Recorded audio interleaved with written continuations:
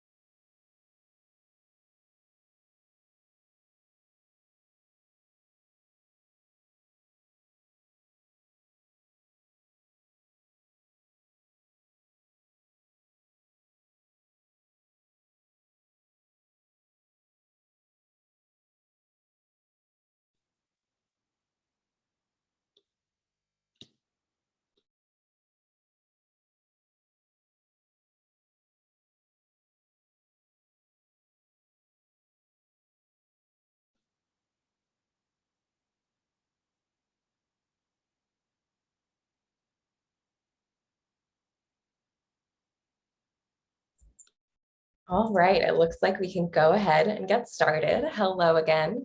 My name is Emily Neckrish, and I work at the Smithsonian Institution Archives, part of the Smithsonian Libraries and Archives, where we collect, preserve, and share the history of the Smithsonian Institution. On behalf of the Libraries and Archives, it is my pleasure to welcome you to today's program, 100 Women in Science at the Smithsonian.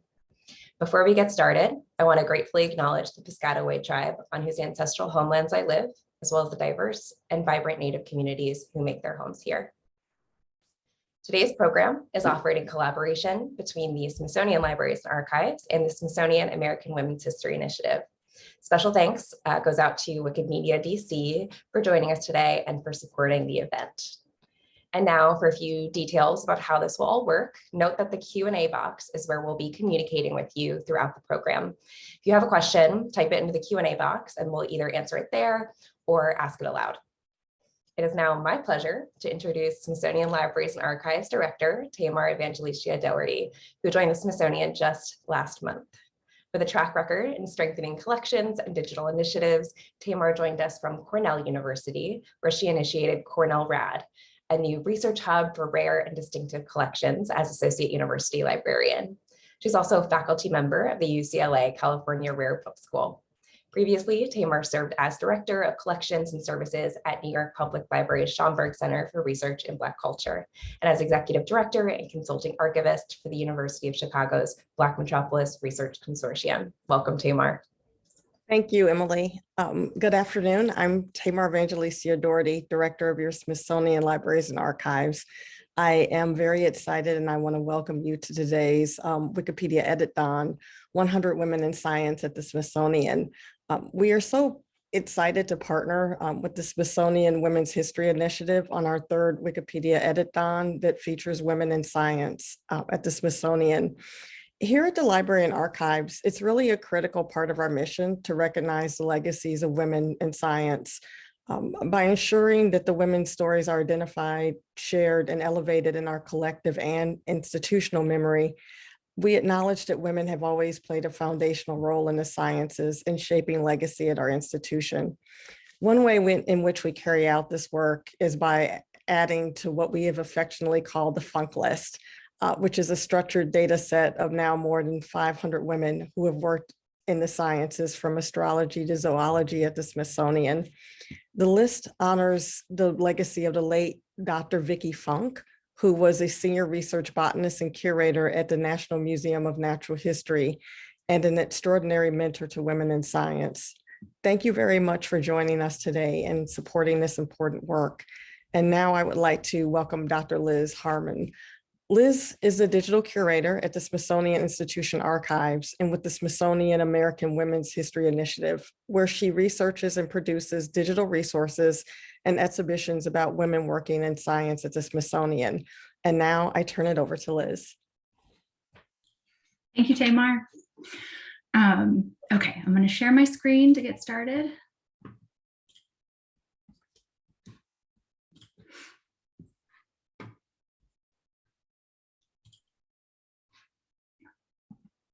All right, and then forgive me, I'm having some bandwidth issues today, so I'm going to turn off my video while I speak because I've been consistently getting like a frozen Zoom face.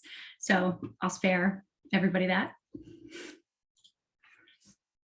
Okay, so thank you, Tamar, again for being here today and for getting this event rolling. And thank you again to our audience for joining us today.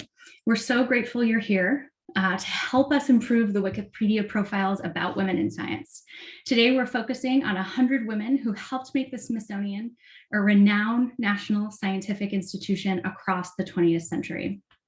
We've been working hard to ensure that we research and share stories about women in science and Smithsonian history because their stories have been undertold by historians and archivists, but also by popular media and in an educational context. So the Smithsonian is a very special place to research and share the history of women in science because the Smithsonian is one of the United States' first national museums and one of its earliest scientific institutions. Women have been working in the sciences at the Smithsonian since the 19th century. They've worked as curators, educators, administrators, technicians, and volunteers all across Smithsonian institutions, such as the Smithsonian Astrophysical Observatory and the National Zoo. So this work today is more important than ever because women are underrepresented in many scientific fields. And I'll drop some information from the National Science Foundation into the chat box after I'm done talking. And historically and in the present, women can also face discrimination, harassment, and even assault as they build their careers in the sciences. Today, people have asked, how can we get more young women, especially young women of color, to see a place for themselves in the sciences? Well, it's only one part of a much larger set of solutions and strategies. Historical institutions and museums have a real role to play in helping to imagine and create a more inclusive future for the sciences. We can make sure that everyone knows that women have always had a role to play in the sciences by highlighting their work in American history. Okay, all right, so women like geologist Dr. Ursula Marvin, who studied moon rocks from the Apollo missions and meteorites in Antarctica. Throughout her career with the Smithsonian Astrophysical Observatory, Dr. Marvin championed women in science. She delivered lectures about her own experiences as a woman in geology and also participated in programming to help advance women's careers. And she was likely inspired to support women colleagues because of the challenges she faced herself. As a college student in the 1940s, Marvin's geology professor told her to learn to cook rather than pursue a career in geology. Luckily, Marvin didn't listen. She became an award-winning scientist with a mountain and an asteroid named after her today. So how do we share more stories like Dr. Marvin's? So when I arrived to take on my current role, I inherited a small crowdsourced list of women in science and Smithsonian history. And just as Tamar mentioned, it was started by Dr. Vicky Funk, a botanist at the National Museum of Natural History who saw the importance of ensuring that records about women in science were well documented and discoverable online. Over the years, I've worked with many talented interns to grow what we affectionately call the Funk List into a structured data set that details the work of over 500 women in science. We work with archival collections at the Smithsonian Institution Archives. And the Smithsonian Institution Archives holds collections about the history of the Smithsonian itself and across other science units at the Smithsonian. All right, so I want to say a bit more about how we find information about women in science in our collections. So you might ask, wait, is there a staff list of women who have worked at the Smithsonian? And can we just use that for our research? Unfortunately, no, there's no master list of staff in Smithsonian history. There are great lists, but there are many of them. So we have to mine our archives and historical collections for information about women in Smithsonian history. And sometimes women are hard to find, which is common in history. So women, for example, women may not appear in staff records because they worked unpaid for decades, even though they were publishing and contributing to departments. Women may only appear in records as Mrs. and then their husband's name, or with their initials and then their husband's last name, or not at all even referenced by name in photographs. And then finally, records of women's careers and accomplishments can be scattered across collections rather than appearing in a single strategic location. So they're really hard to locate. If someone doesn't have personal papers, then sometimes, even though their stories are important, they only appear in a folder title, say, in someone else's collection. So basically, it still takes tremendous effort to find records relating to women. So today, it's fair to say we're still recovering the history of women in science. And as we do so, we want to make sure that we share information about our research. Wikipedia Edit-a-thons are one way to do this. So when people search for information about women in American history, they can find high quality resources. And I want to sign off with just a couple suggestions about how to take a feminist approach to editing Wikipedia articles today.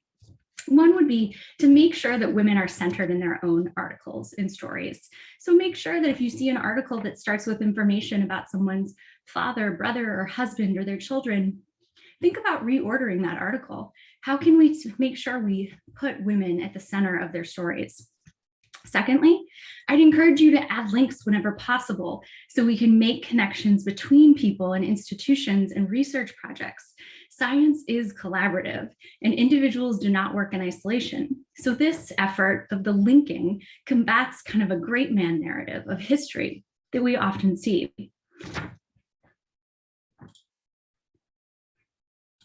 All right, so now I want to turn things over to Mariah Wall, who is a data specialist for the Smithsonian American Women's History Initiative. She works to make Smithsonian Library and Archival collections data more available to the public. All right, over to you, Mariah. Thank you, Liz. I'll go ahead and share my screen as well. There we go. So today's Wikipedia Edit-a-thon is made possible in part by a platform called Wikidata that a lot of people who maybe are familiar with Wikipedia are not as familiar with. So Wikidata is essentially a structured linked data engine that operates as a part of Wikimedia, kind of like a free large public database that anybody can use to find or add information as data points. So the women that you are researching and writing about today in the Funk list began after they were researched and collated and gathered. They were added to Wikidata as data points. And that doesn't happen overnight. That happened because of really extensive research, including research from our interns, Nell and Leslie, who will speak a little bit about that process later.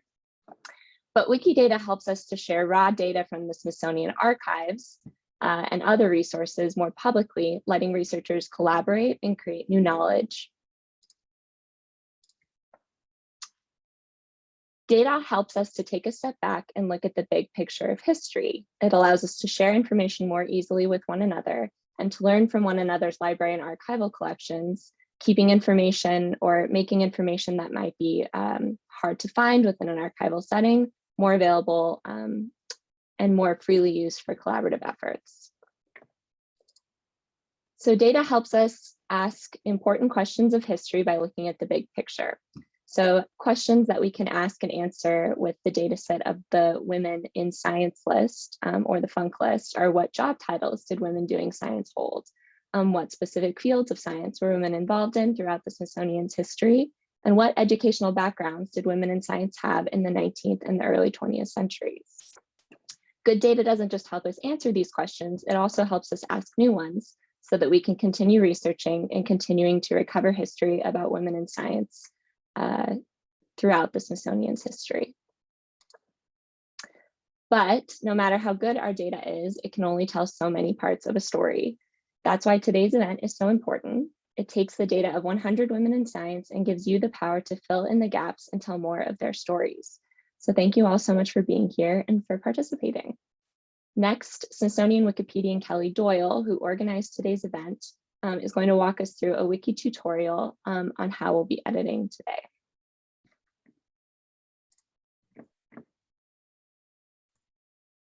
Hi everyone, and I'm not sure why my video is not working, but maybe it will pop on. I'm going to screen share in the meantime. Sorry, I'm having some technical difficulties with the video there.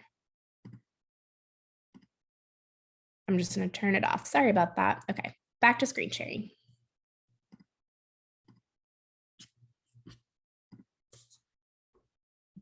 Ooh.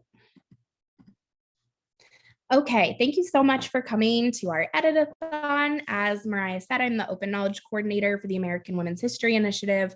I work to get our Smithsonian assets about American women onto the Wikimedia platforms, and we do public programming events like this as well. And so what we're about to do is just briefly go through Wiki Basics, Wiki Rules, Wiki Gender Gap statistics, and then we'll get Andrew Lee and I, who's the Wikimedian at large for the Smithsonian, we'll do some screen sharing demos about how to actually do basic wiki editing tasks, and we'll edit live together. You can put any questions that you have in the chat. We'll address them live and show you how to do them, and it'll be a little bit more interactive that way. So please feel free to put any of your questions into the chat. Okay, this is our landing page, the event page for the event, where you can get a link to create your own Wikipedia user account, where you can sign up, which I'll show you how to do that, and our editing work list, articles that exist on Wiki and need editing, or articles that need to be created. And I'll walk you through all of that at the end of this slideshow. Okay, so some basic Wikipedia rules. We know that Wikipedia is the #1 free online encyclopedia resource on the web, but it also has 32 million files of either video, recorded sound, or images on Wikimedia Commons. All edits and versions are recorded forever in the revision history, and there's over 280 language versions of Wikipedia, which is really great, and I'll show you how to navigate to those if you're interested. Okay, so Wikipedia is sort of governed by these 5 pillars. That Wikipedia is an encyclopedia. It's written from a neutral point of view, so we're not inserting any of our own thoughts or skewing an article one way or the other.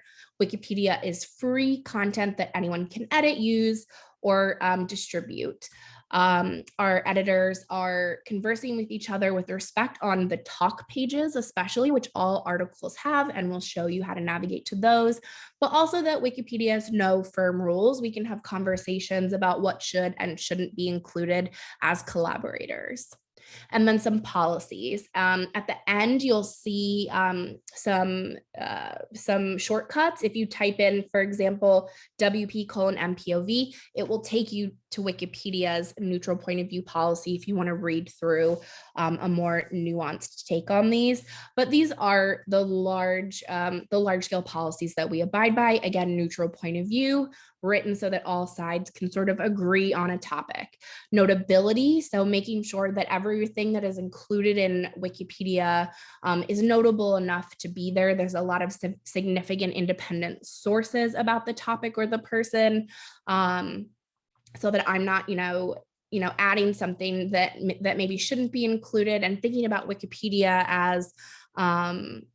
as a place where we're taking lots of really good sources, like from the Washington Post, but then also taking sources from local news sources to back that up as well, with published sources, journals, all of those things, having a good mix of sources.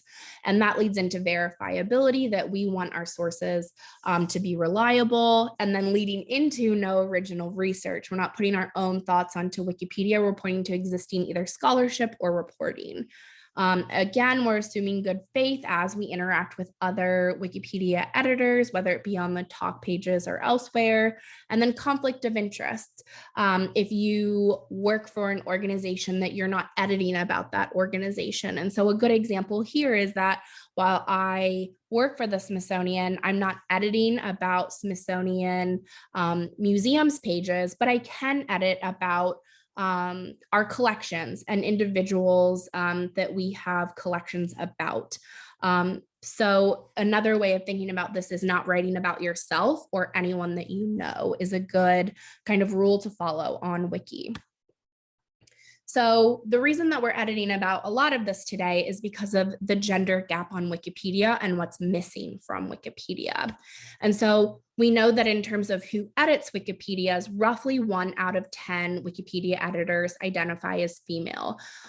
So that leads into the content-based gender gap that we see on Wikipedia, with about 19.12 of all of the biographies on Wikipedia English being about women. If we break that down even further, of the roughly 1.8 million biographies on Wikipedia, only about 350,000 of them are about women. So we definitely have a lot of work to do to move that needle. And that's why the work list that our curators have built for this event is so great, because we have a list of names, women that should be included in Wikipedia, and lots of references to back up. So we have the notability, we have the sources, and we have the verifiability to help us get new articles about notable women onto Wikipedia.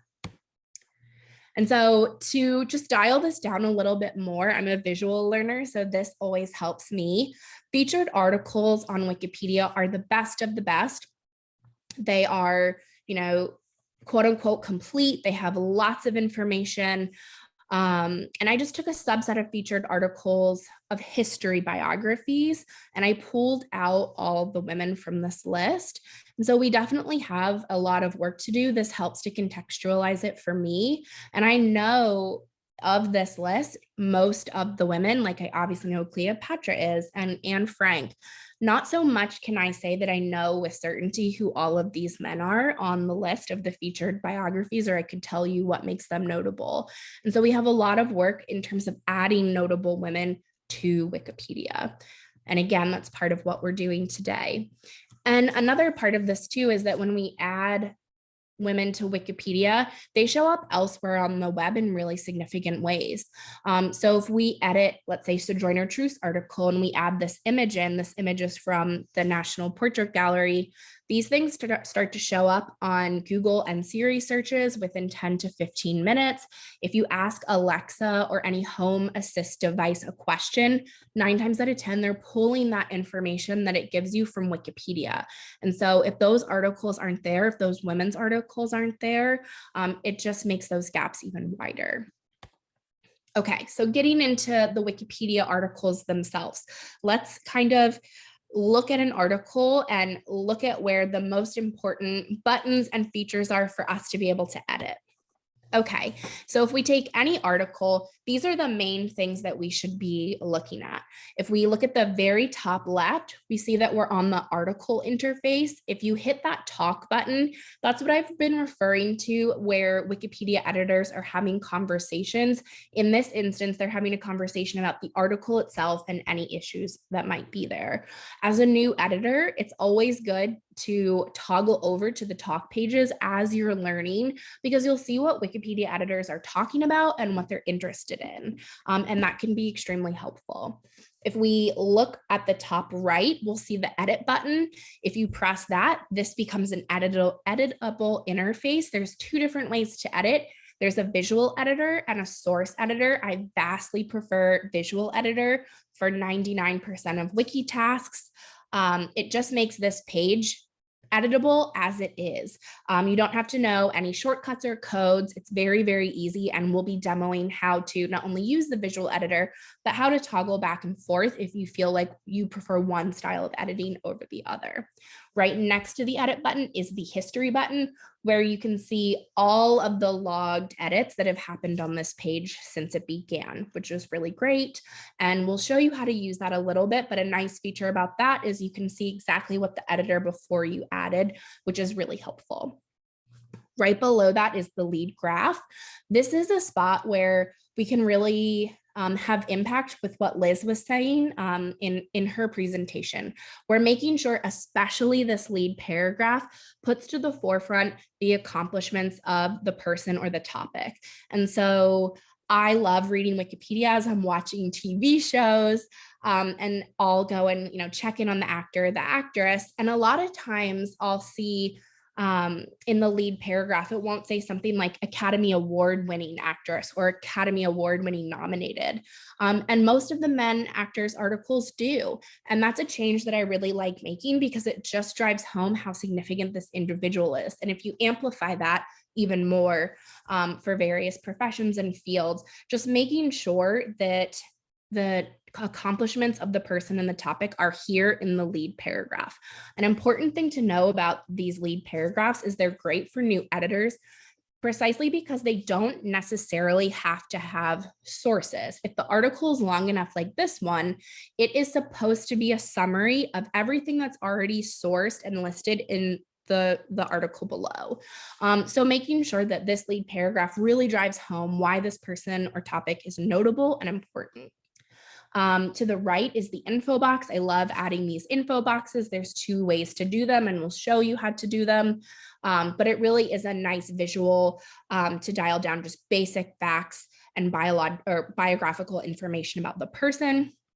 If we look all the way to the left, we'll see where we can click on the Wikidata item. There's structured data behind that, which touches on what Mariah was just chatting about. And below that Wikidata item, if this was not a screenshot in the scrollable wiki page, if you kept scrolling down under this Wikidata item, eventually would show you every language that this article appears in. And so if you are looking to edit in other languages, that's how you could start doing that. At the very bottom of every page, we have these references. What's really nice about editing Wikipedia is that when you add in the sources, it's automatically going to renumber all the references for you and you don't have to do it yourself, which is very, very helpful. This is the very bottom below the references where we can add really nice external links. So we have an oral history or we have a finding aid, we can add those in the external link section, which is always really helpful to have. We can add categories, which are really helpful for connecting articles to each other in the Wikipedia space. Adding categories is a really simple task and we'll demo how to do that. There's Wikipedia editors who come in and only add categories. It's a really easy way to make an impact to, again, connect articles to each other and making sure that if you click on a category like American Women Activists, it's, you know, more or less complete. It's a good running list of all the people that you should know in that category of individuals or topics. And then related media, if you wanted to find things in your library or click and toggle over to images on Commons. Okay, so this is just a pull out of the history page that I was mentioning. You can see here that it will show you the date, the editor's name or IP address that they're editing with, the bytes that they changed, either that they added or they took away, and an edit summary. So whenever you edit Wikipedia, you're always going to want to add a summary of what you changed, just something really brief, short and sweet, like added a new reference about XYZ or added new categories, something like that, very simple. And then this is a pull out of the talk page. Again, every Wikipedia article has a talk page where editors are raising issues or bringing up comments about the text in the article. Andrew, did you raise your hand? Maybe that was a mistake. No, that was inadvertent. Thanks. Okay. All right. Actually editing. I'm just going to breeze through this really quick because I think we'll be able to make this make a lot more sense during the screen sharing demo. But what I did want to call out explicitly is how to create an account on Wikipedia. If you navigate to our Meetup page, under the first heading, there's a link to how to create an account on Wikipedia. It will look exactly what you're looking at here on the right-hand side of the screen. Some things to keep in mind as you create your account is just making sure that this is your own account. There isn't, for example, a shared Smithsonian institutional account. Staff might have their own accounts, but they're not an institutionally owned account. So making sure that it's your own. Some advantages to creating an account versus just editing with your IP address is that it really does signal that you are a Wikipedia editor and you're a part of the community. It helps for increased ease of having those discussions with other Wikipedians on the talk page. You can set up lots of cool preferences and set up privacy settings, all of those things. And I would encourage that you enter your email email address, even though it says that it's optional here. You're not going to get spammy emails. I've never gotten spammy emails associated with my Wikipedia account, but I will get emails if someone leaves me a message or pings me in a talk page conversation or something like that. So it can be really helpful to monitor the edits that you're making on Wikipedia. And feel free to make your username whatever you want. Some people choose to go completely anonymous. Some people choose to have their full name in it like I do. So really the sky's the limit in terms of how you want to present yourself in terms of creating your username on Wiki. Okay, these are the editing interfaces again, the visual editor and the source editor, which I'll show you. I am a huge advocate for visual editor. I think it's great for, again, 99% of the tasks that you're going to want to do on Wiki. This is just a brief demo of how you would change it. So this again is that editable interface. When you hit edit, this is what the visual editor will look like. It really does just make every page look as it appears as a Wiki article, but just as an editing interface. So you don't have to know any special code, which makes it really approachable. Some basic Wiki tasks that you could do. I went through and looked, and some of the articles on our work list really need some reorganization just to make the ease of reading it easier. And this is a great task if you're a new Wikipedia editor, is adding new sections and headings. So things like early life, career, personal life, headings like that that you typically see on a Wikipedia page. The drop-down bar on the visual editor will have this paragraph option where you can add new headings. That's something that you could really easily do, and Andrew and I will demo how to do that. Reorganizing pages is really helpful again for that ease of readability. Okay, this is one of my favorite things to do on Wikipedia is to Wikilink. It's how you get down those amazing Wikipedia rabbit holes.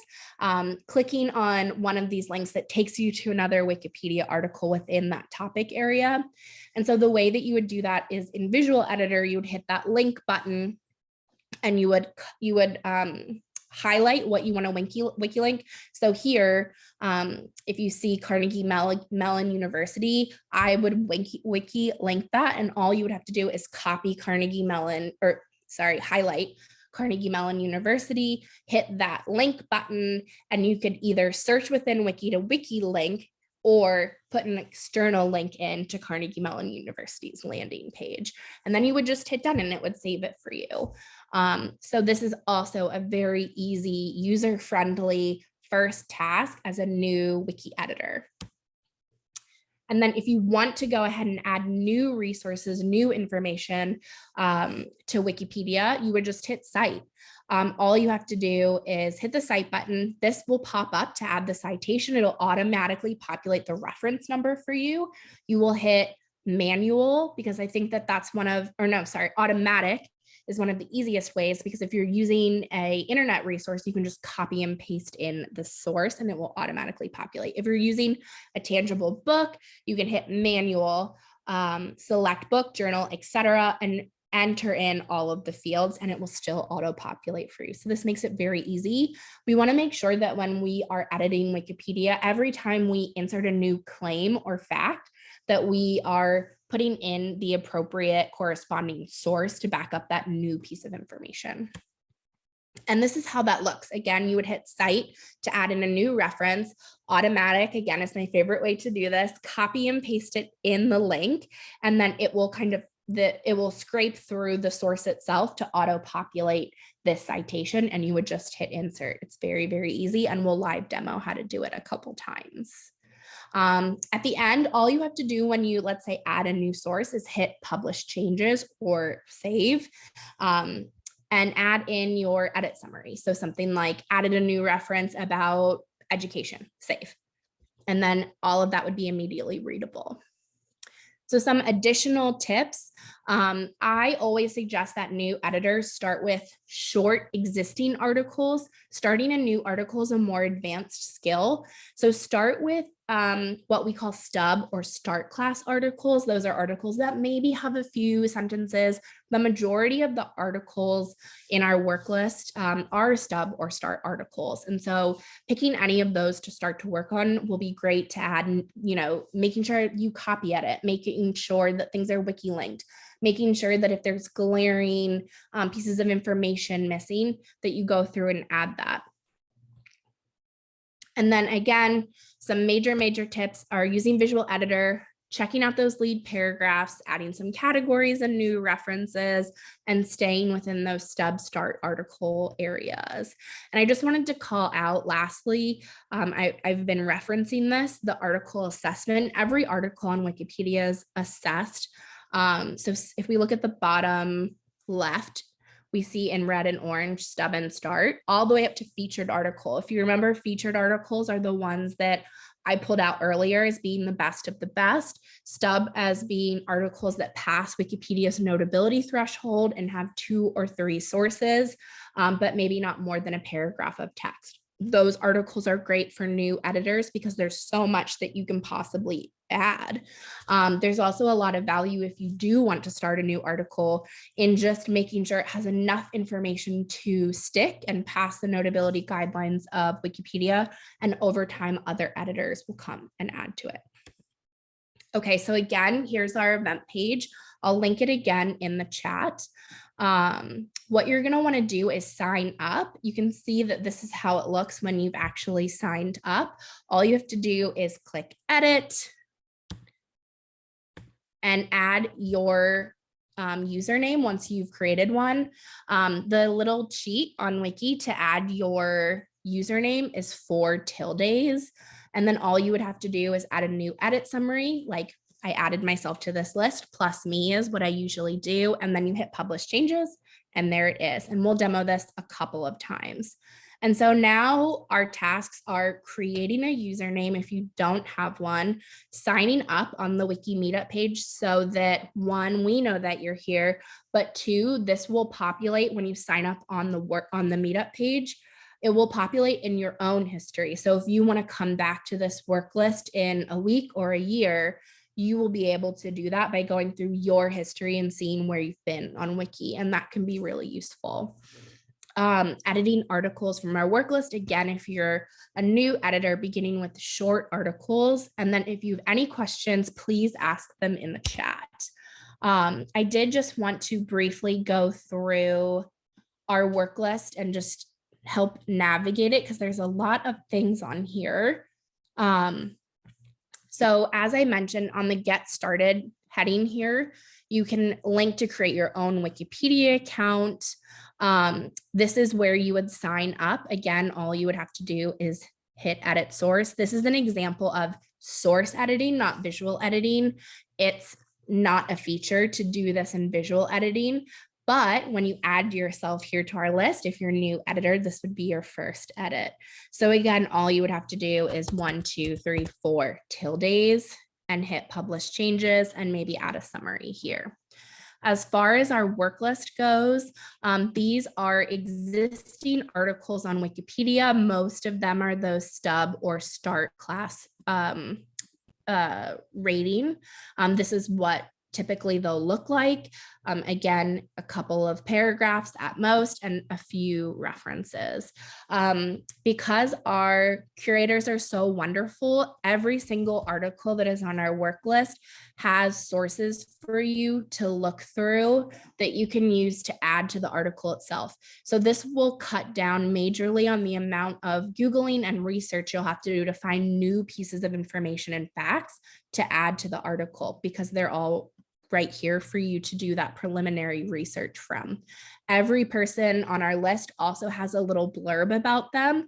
So let's say that you're only interested in oceanographers, then you know that this is a good article for you, and it can kind of help weed out the articles that you might be the most interested in editing.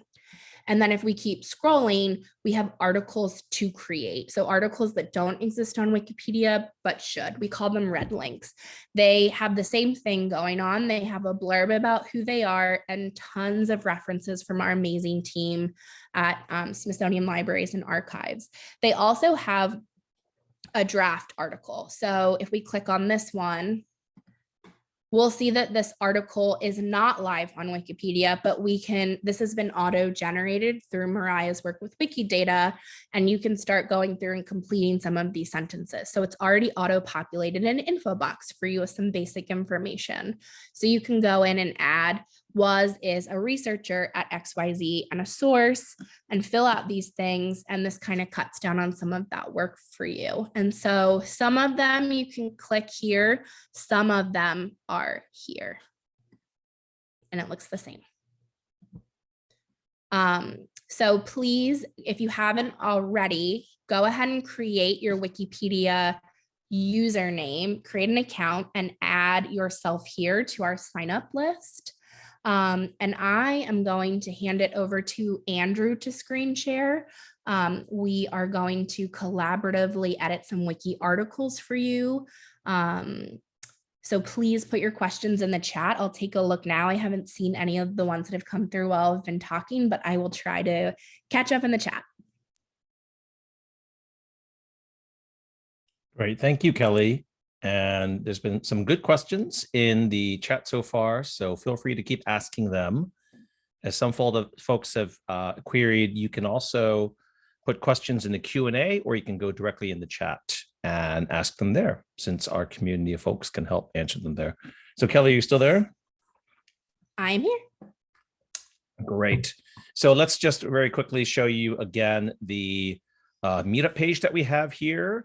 You'll notice that I have some little extra things here that you can turn on to show you some extra numbers. So don't worry if your screen doesn't see the same things. Later on, if there's interest, we can show you how to turn on some of those features in the preferences. But just to recap, something that one of the folks in the chat mentioned is if you're in the sign up mode here, and you notice I haven't signed up myself. So let's show you how to do that. You can go here to edit source, right? Or you can go up here and say edit source. And then you can go down here into the sign up area right there. And you can put your pointer down here. Now you can try to use the tilde, which, as Kelly said, is the squiggle button, the character you probably never used on your keyboard before because it's so rare. Or you can click on this little icon here, which is signature and timestamp, and boom, it's going to add that right there. But we'd rather you put a little asterisk there. So there you are. And I'm going to go down here. And this is what we call the edit summary. And this is where I'd like to describe to folks outside of editing, what I've done here. I say add my name to the list. So this is a human readable kind of summary of what I've done, and then hit publish changes. And you'll see if I go down here to the sign up, there is my name added there. And just to show you, if you've never seen an edit history before, if I click on view history right here, you will see a reverse chronological list of all the edits that have been made there, right? So this is the edit that I just made. That's my username. That is the timestamp. And then this is the edit summary I just typed in there. And you can see all the other folks, some of these might be you, of adding your name to that list as well. Okay, so that's just a simple example of a edit and an edit summary, which is why it's so useful is that by just scanning this edit summary, I can at least tell what was done to that edit or with that edit. So let's go to the project page. And Kelly, what do we want to show folks first? Because it's usually the best thing to do is just to show you things rather than over-instruct. Why don't we show the article that has a lot of flags on it? We've all seen those articles that have a lot of flags or templates at the top that say this article might need more citations. Right, I think that one would be a good one to show. What do you think? That's Jean Milton Burden's page. Yeah, that's a good one. So let's go down here. And as Kelly said, these are all these articles we've kind of pre-identified. And then these numbers out here are just kind of references that we've given you as a starter, as some hints on what to do. We're going to take a look at this one, Jean Milton Burden, geologist. So if you go over here, you'll notice that this is what we often will call a hat note in Wikipedia. And you should see it as both a bug and a feature, right? It's actually Wikipedia trying to be transparent about, hey, you're reading this article, but we're going to publicly declare that, you shouldn't take this at 100%. We've got some issues with this thing. So any editor in Wikipedia can kind of add these little warnings at the top, and also any editor can remove them. So that's something that is useful to see at the top of an article and not kind of hidden behind somewhere. All right. So what are some of the issues that we see here? It says this article has multiple issues. It needs additional citations for verification, and it even dates it. So we can see it's been an issue for a while. This article is an orphan, which means that very few other articles link to it. So these are two things that we could try to do, is to fix citations, or maybe to link to this article from other parts of Wikipedia, right? So what are some of the things that we noticed right away? And feel free to put it in the chat, folks, or Kelly, what are you seeing here that we can try to fix?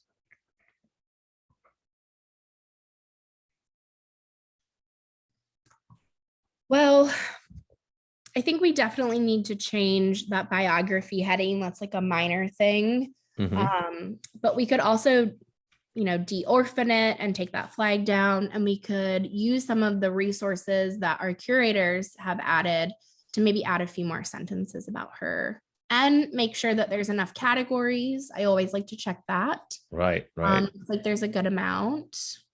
What do you think? Yeah, we can also maybe beef up the references here. So the good thing is that we have now, if you can believe it, Wikipedia just turned 21 last week. So it is now the age of personhood at 21. We now have lots of experience in knowing kind of what a good Wikipedia article reads like, or looks like. So we can see several things that we could fix here. One is anything that's a red link means that it's pointing to a page that does not exist in Wikipedia. So that's something we can address. Either we can create the page, so it's kind of a prompt to create more content, or we can remove it. Like if we're pretty sure that the editor who created the link was very optimistic, and there's probably not a chance that articles can be created anytime soon, we could try to remove the red link. We can look at the references and say, what, we look at this doesn't really tell us much. Like, where is this biography reference? What site is actually doing it? And if we put our mouse on top of it, there's actually a Smithsonian site, so we could maybe fill out that reference. And as Kelly said, we'd like to make sure the categories are pretty complete here for the individual that we're looking at. So let's first do some editing of the red links. So as Kelly said, I also prefer the visual editor.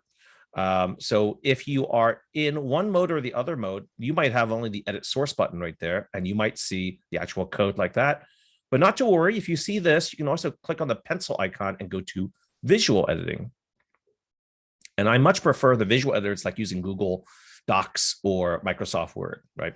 So once we're here, several things I would do right away is to go to Water Resource Division and just unlink it. See that right there? You can say remove the link. And it's not just that it looks kind of nicer without the red links there. It's just that probably or no one's going to make an article for that specific division of the USGS anytime soon, right? So it's better to just remove it, and so it doesn't distract. It's not really a prompt that's going to be filled anytime soon. So that's one thing. The other thing we can try to do is to fill out this biography link right there. So you'll notice here where it says 1 biography. If we go back up here, we can see, where is the reference? It's probably inside the information box right there, right? So we can see references there. Let's go in here and edit that. Is that where our references are? Oh, actually it's not. Let's go back and take a look and see. Oh, here it is, sorry. If I click on the 1 here, you'll notice that, oh, it's just saying biography. Well, we can hit the convert button, and what this does is that Wikipedia has a way to read the website and try to extract as much as possible from it. Let's hit the convert button and see. All right, this is often kind of a magic shot in the dark. Whoa, look at that. That's pretty cool. It actually went and scraped the site, and you can see that it got the title. It got SIA, Smithsonian Institution Archives, retrieved 02, and it even gave some dates there. Now, this is not perfect, but we can at least insert that converted reference, which is pretty cool, right? So we can say that it's not perfect yet, but let's go ahead and edit it. So now we can go in and clean it up. We can go say edit. And then this is pretty easy because it's just a list of, fields. Now it kind of mistook the institution as the first and last name of the author. We just remove that. And let's just go ahead and put in, I think we can just leave that there. It's 1943, 1993. But I don't know, that's actually reflected here. So we actually don't need that source date right there. And I think we're in pretty good shape there. Let's hit apply changes. And now that's much nicer. We have a title, we have an attribution of where it comes from. And let's just go ahead and make those 2 changes and hit publish changes as our kind of first edit. So I can say removed red links and added a fuller reference. All right. And then if I want to track this page going forward, I can click on watch this page. And this will allow me to put it in my watch list, which is kind of a list of bookmarks. So I hit publish changes, and hopefully I've improved that article. And there we are. So you can see that this reference looks much better than just biography.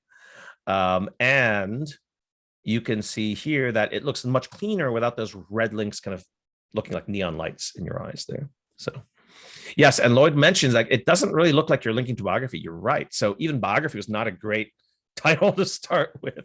So we're in much better shape now with a real descriptive title there. Okay. Anything else, Kelly? What do you think? We've done some pretty nice, at least cosmetic adjustments to this.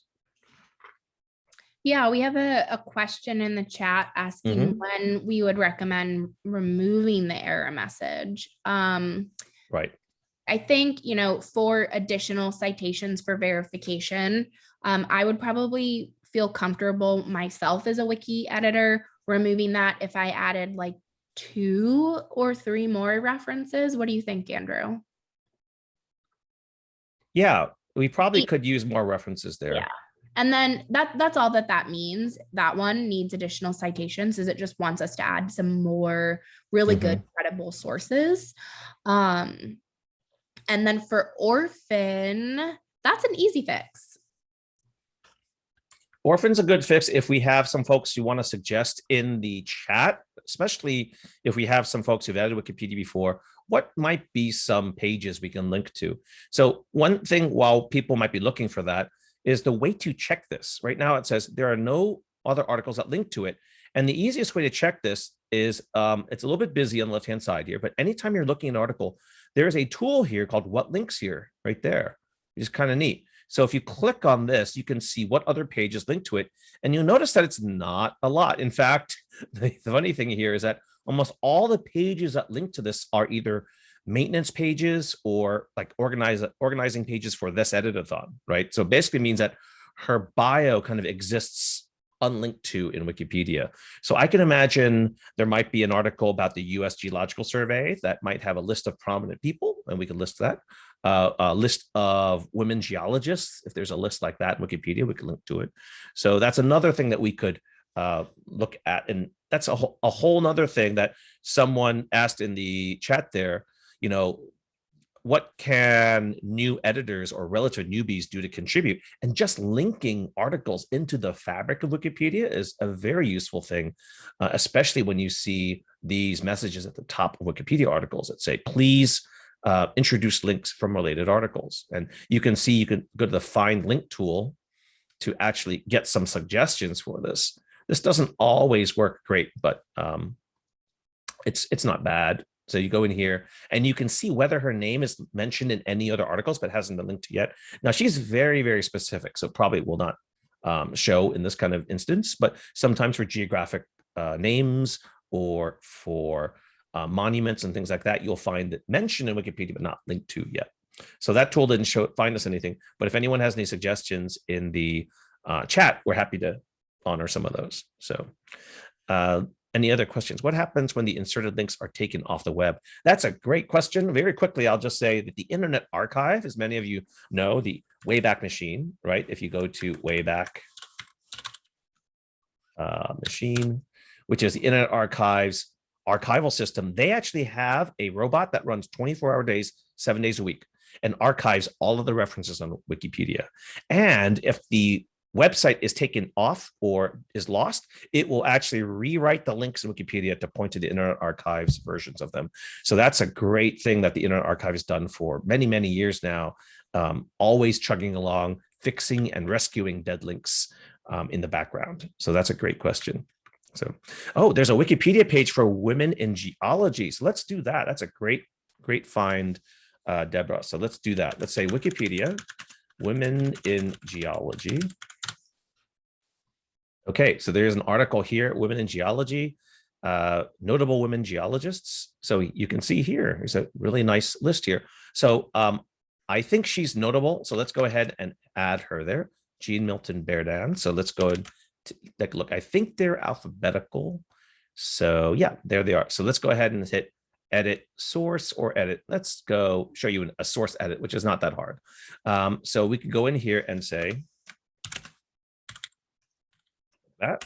So that's how we do a link in the Wikilinks. Not hard. And then we go in here and say, what's a good summary? Let's say she is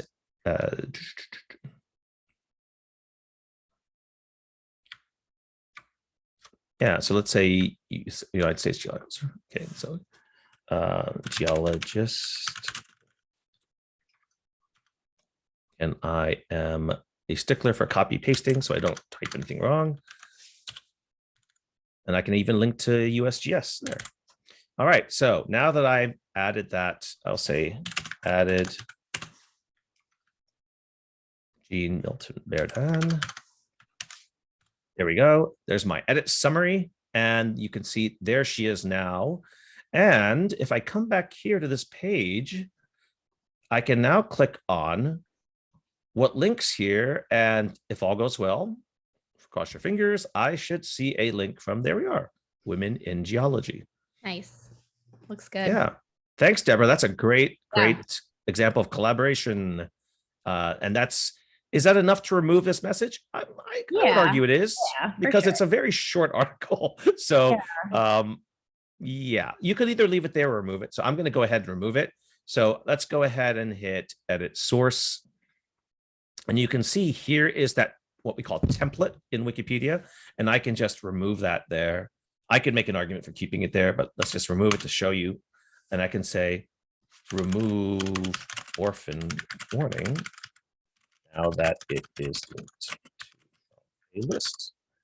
All right, hit publish changes. And now you can see we've removed one of the warnings up there. And if we had more time, we'd go through and add more sources or do more research on her. But this is a nice set of edits that we've started with in terms of getting rid of the red links, adding a real reference, linking it to the fabric of Wikipedia, which is really important. And it's a task that new editors can do right away. And it's a nice set of first edits. I found a link or a source about her that lists where her other degrees are from. I'm going to link it for everyone in the chat here and see what we think if this is reliable for us to add it. It is from Yale's website. And if you just find her on this list, it lists where she got her master's, where she got her bachelor's, and this could be a good additional piece of info to add to the article. That's great. This is a nice reference here. Yeah, that was one of the ones that's actually next to her name, a resource from our curators. And so I feel like this is something that gives us more information about her, and it would also be another citation on her article. Right. And this is actually a really great time to just, especially when we're dealing with scientists and academics and authors, is how much can you go to a site like Yale and a specific center at Yale for proof. For certain things, I think it's fine in terms of, does she have a degree? What field is she known for?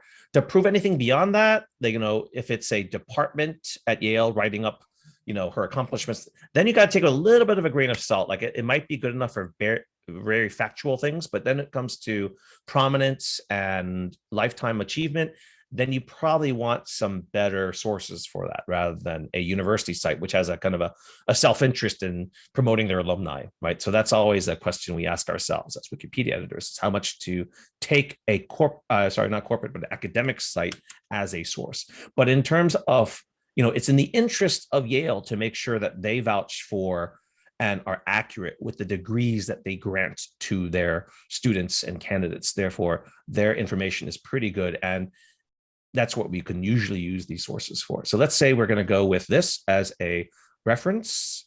Let's say on the year she graduated from Yale, which we could actually put in the exact year if we wanted to. But let's just show you how we put in the reference. So we're going to hit the edit button right there. And let's just say she, right there, we're going to go in here and put in the reference right there, right after 49. And we're going to put the link button. I'm sorry, not the link button, insert. No, I'm sorry, cite button. All right, we got 3 different buttons to insert stuff. So we're going to go in here. We're going to put in the link. So this is the automatic. You could go manual and enter in all this information, but I usually like to go in here and say, let's see, roll the dice and see what Wikipedia's backend can generate for us. And that's not bad. Okay, that's about as good as you can do for, taking this site and making a citation for it. So we're going to go ahead and hit insert. And there we have it. We have another reference there. So we're going to say add reference for the Yale degree in 1949. All right, so that's another reference we can add there. And a good Wikipedia article will start to accrue more and more references for each graph or sentence that we start to add information for. Do we want to add a new sentence before? So Burden was born in 1916. Before she received her PhD, we could extrapolate from that source and say where she received her bachelor's. I think it was Vassar. Yes, that's true. So this is saying BA Vassar College as well. Yeah, and then her MS at Yale. We don't know the years, but yeah, that's true. Someone else might be able to come along 6 months from now with a source that gives the year.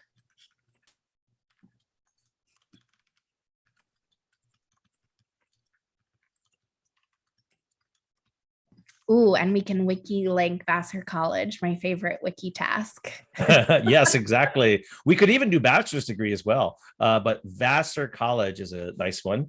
So we can go in here and click on the link right there, or Command K. Notice that if I put my tooltip on there, it says Command K. I'm a big fan of hitting just Command K. And then you can see it pulls down all these matches. So wow, Vassar has no image. That's kind of surprising. Huh. Okay, so Vassar College, we're going to click on that. And we've actually inserted a link to Vassar College right there. Great. Perfect. So I think style-wise, we go with this. I'm a stickler for that. Agreed. There we go. That's pretty good. So we're going to add. Now we could go in here and put another reference there, but we actually can use this reference right here as referring to both. So we're going to go ahead and say added Vassar. And while you're doing that, I'm going to address a question in the chat from Michelle. So we did the de-orphanization of the article. So that article, Women in Geology, is not going to show up on Burdan's page at all. We simply added her to the Women in Geology page and linked her to this page, her biography. And so that just connects her more in the wiki sphere, but that page, Women in Geology, is not going to show up on her physical page. Right. It's kind of a one-way pointer, right? It's a pointer from the list to the article. And that's a good question that we don't have an explicit link from the bio page to that one. But what you can do is you can click on what links here, and then that's how you can discover kind of where the incoming links are in Wikipedia, right? So it's kind of an asymmetrical thing. The list article points out to many things, but not every bio article points back to the list. Sometimes it will, like very prominent people might point to the list, or there might be a reason to do that. So let's say, go ahead. Lloyd, Women in Geology isn't at the bottom. It's actually, if you click on, again, that what links here on the left-hand side of the screen, that's where you will see it, but it's not in the bottom of her biography page.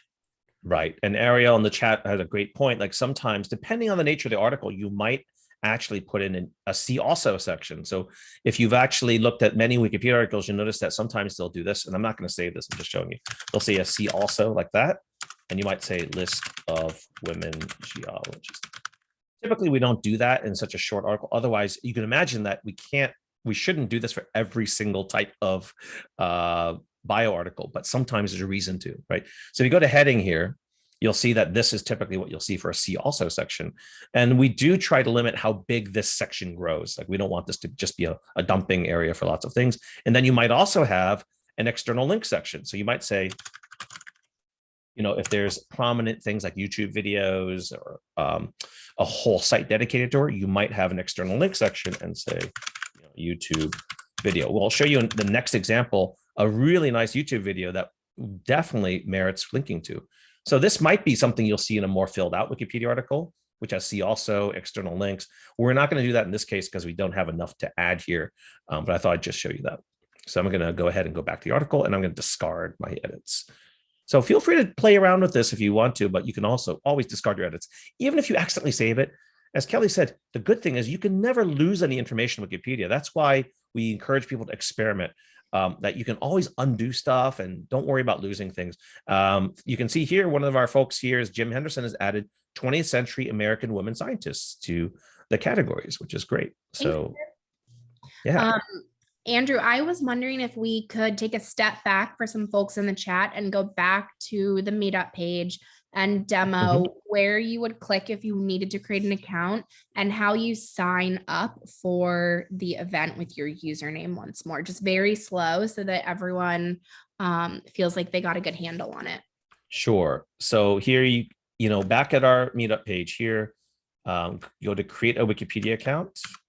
And we definitely encourage you to add an email address. It's the only way we can help you recover your password. If you leave no email address, it's just never going to get recovered. And yeah, go ahead and create a username, password there, and an email. And then after you create that username, you can actually come down here and click on sign up. And I can hit edit source there, or you might have only edit source right there. And you're going to scroll down and you're going to go to the section that says sign up. And you're going to go down to the bottom of it. And I'm going to clean up some entries here, I think. Oh, that should works fine. I'm going to go down here and you can either put in the star and type in 4 squiggles. They're not dashes. These are dashes, but these are tildes. Shift and the button in the upper left-hand corner, tilde like that. Or you can go in here and click on the signature button like that and get that automatically. And remove that extra stuff there. So that's how you save your signature, and you're going to go down and click on publish changes after that. All right, so that's how you sign up. And then, as Kelly said, one of the things that's useful for signing up here is that we have a kind of an automated dashboard system so that we can kind of get some nice stats on how many words are added, how many images were contributed to articles. Yeah. One other question, thanks for doing that, Andrew, I wanted to address is about adding images and if there were any copyright issues. And there definitely are a lot of copyright issues to think about. So if you just Google someone, let's say Beyonce, you can't take her photos from Google Images and just add them to Wikipedia. A good way of thinking about it is if somehow I saw Beyonce today and took a photo of her on my iPhone, I could release my rights as the creator of that image, add it to Wikimedia Commons, releasing my rights, put it under a Creative Commons license, and then add that to Wikimedia Commons and Wikipedia.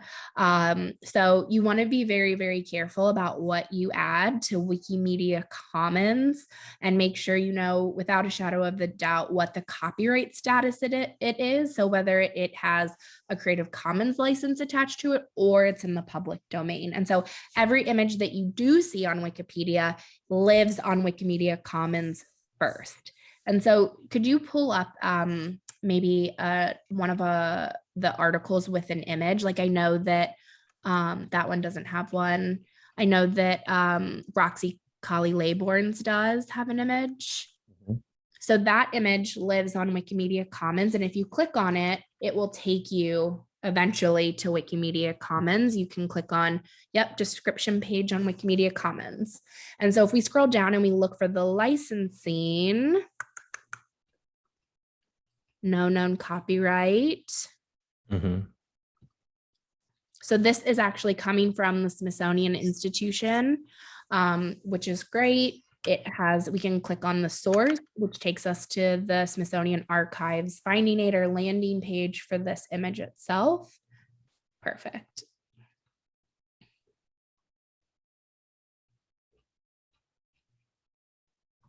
Right. And I don't so know what the usage conditions apply. Let's see. it was uploaded by Sarah Sturch, so I'm sure she had some permission to use it at the time. Yeah, I think it is on Flickr. It was released under a free license, so Mhm. I think it was fine. Yeah, I think if you go here to Flickr, you'll notice that no known copyright restrictions right there. Yeah. So I think Kelly explained it well. In general, the bad news or the general stance is no. You find a random image on the internet, you cannot use it until you prove in the affirmative you can, which means that's either public domain or freely licensed under Creative Commons license. And even that, there's no simple explanation for that. Like, where did the image come from? Is it from France? Is it from US? Is it, when was it first published? Is the author or the creator dead already? When did they die? So a lot of different questions related to life of the author, and the ownership of those images. Or is it work for hire? Is it a contracted work? Is it licensed? So there's a lot of different things. That gets more complicated, but in general, look for public domain or Creative Commons licensed images. And if it's not one of those two, you probably cannot use it. And then the last questions we'll answer before we go into more article editing, and we're happy to keep answering them as we go into it, is minor edits. That's a great question. You might have noticed that there is an option for minor edits. So let's go back to our article that we're working on. And there is one minor edit I want to make, so I will show you how that works. So if I go in here, one of the things that I like to do sometimes is to say, for example, here, she joined the Water Resource Division of the USGS. So sometimes I like to invert that because I'd like to go with the more general than the more specific. So I can say she joined the United States Geological Survey Water Resource Division in 1942. So I like to make the big organization first and the division afterwards. So I think that's a minor edit. So I'm going to go here and hit edit. And I'm just going to invert that very quickly. And I can just do that by copying this part or cutting it, let's say. And she joined the United States Geological Survey Water Resource Division in 1942, right? And that's just simply because I don't have to keep a department name in my brain as I read further into the sentence, right? So I'd say that's minor. So different people have different opinions. There's no hard determination for whether adding a comma or anything else is minor or major. So I hit publish, and I'm just going to say this is a minor edit. I'll give you my dirty little secret, because I almost never click on minor edit. I just make all my edits regular. So I can say switched order of USGS and so I think that's pretty minor. All right. Does that answer the question, I hope? Great. So Kelly, did you want to give folks some time to try to edit something, or you want to keep showing things? I think we could maybe demo the draft articles that are in the articles to create. And if folks want to do some editing, they could maybe turn us down or ask questions in the chat. But I want to make sure that folks know how to use that function of creating a new article. We do have a question I want to address right now from Susan. How many people can work simultaneously on one article? And the answer is one. So if you're trying to save something on an article at the same time as another editor, you'll have, what is it called, Andrew? A save conflict. Edit conflict. Yeah. So in general, as Kelly said, it's not like Google Docs where you can have multiple people typing at the same time in the document. You see 3, 4, 5 different people making changes. It's really kind of like a handoff. So only one person. So it's slightly weird in that many people can edit the document at the same time, but the more people who try to edit the document, when you save, the chances are higher that you hit what we call an edit conflict, which means that, oh my God, Kelly edited this sentence and I tried to edit the sentence at the same time, and there's a clash. But the weirdly cool thing is that many times, if it's a long article, Kelly can be working on paragraph 1, I can be working on paragraph 5, Jim can be working on paragraph 10, and it's okay, because as long as they're not overlapping, Wikipedia can resolve the fact that Kelly saved first and I saved and Jim saved, and everything's perfectly fine. But if you happen to step on each other in some way, then it'll kind of give you a big warning saying, I don't know what to do with this. You've got to manually resolve any kind of conflict that you see. So fortunately, that doesn't happen that often, especially for these biographies that we're editing where there's not tons of people editing them. But for something like breaking news things, like someone passed away, like when Michael Jackson passed away, there were like 50 to 100 people editing that article at the same time. But in this case, we really don't have to worry about it. Wikipedia does a pretty cool job of automatically resolving multiple editors at the same time. Ooh, we have a question about a revert option. Like in Windows, yes. So it may not be as visually nice as what you're used to seeing in other programs, but yes, everything is saved. Nothing can be destroyed in Wikipedia. So the cool thing is, if you go to view history here, you can actually, you can see here, undo. See that? I can actually click on any of these undos and it'll undo someone else's action. Hopefully you're not, I mean, hopefully you know what you're doing and you're undoing something that deserves to be undone. We actually do have an undo button for any and every single edit, which is kind of neat. And then these might be a little bit confusing. You can actually compare any two versions of an article. So you can actually come in here and say the prev button or the cur button. This is kind of obscure, but if I click on prev, basically what it means is it's going to compare this version against the previous version. So it's basically just saying, show me what has changed between these two. If I click on the previous, you'll see that it'll show the old one here, the new one here, and it can actually show me this. So this is exactly what we did. The first edit I made was adding a reference that replaced the erroneous biography reference there. And voila, that's pretty cool. So this is actually doing even better, I would argue, than Microsoft Word. It's actually showing you the specific differences between any two versions, which most graphical editors like Microsoft Word or Google Docs doesn't show you even in this amount of detail. So that's how you can kind of see those changes. Yep. All right. So let's show them really quickly the draft and then maybe one more quick edit on how to add like a external links section. Okay, so let's go ahead and take a look at the articles to edit. So these are all articles that exist already, but we are giving you more links on the internet to help you improve them. If you go down further, you'll notice that these are articles to create. So if it's a red link, you'll notice if you click on it, it's basically going to say, I have nothing for you. Start writing. This can be a little bit intimidating because you're like, well, I don't know what I should start with.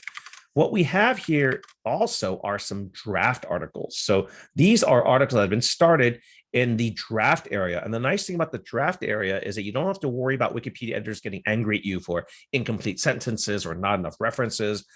Whereas if you start an article in the main space of Wikipedia here, right, and you have incomplete sentences, you don't have enough references, you have erroneous information, they might actually be really unhappy with this and try to remove the article. So the nice thing about the draft space, it's kind of a safe zone where you can experiment with stuff, right?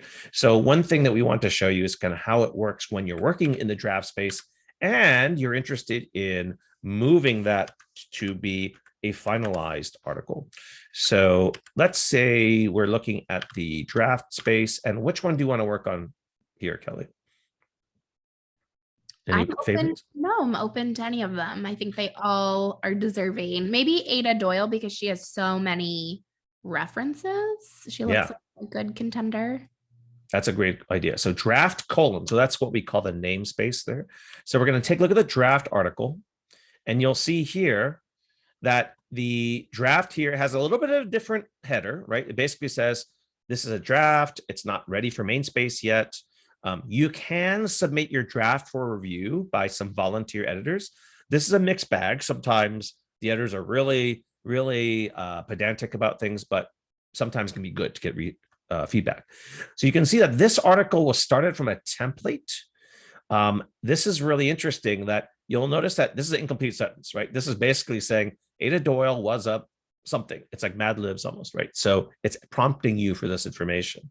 You can see was born in 1868. Now you're probably wondering, well, where did it get this partial information from? The cool thing is, as Mariah mentioned in the training, we actually have some of this information already in Wikidata. So if you go to Wikidata and look up her name, you can actually see this. So let's go to wikidata.org. Some of you might have never visited this website before. You can see it looks very similar to Wikipedia, but it deals with kind of records and database content. So we can go ahead and type in Ada M. Doyle. So we'll see that it has her name and a description for her. And as we look at her Wikidata entry, you'll notice that it is almost like the skeleton of a Wikipedia article, right? It basically says we know that she was a scientific aide. She is an instance of a human. And you're kind of like, oh, that's kind of a weird thing to put in there. But yeah, we need to know whether this is a person, place, thing, or something else, right? So it's an instance of a human. We know that it is a woman.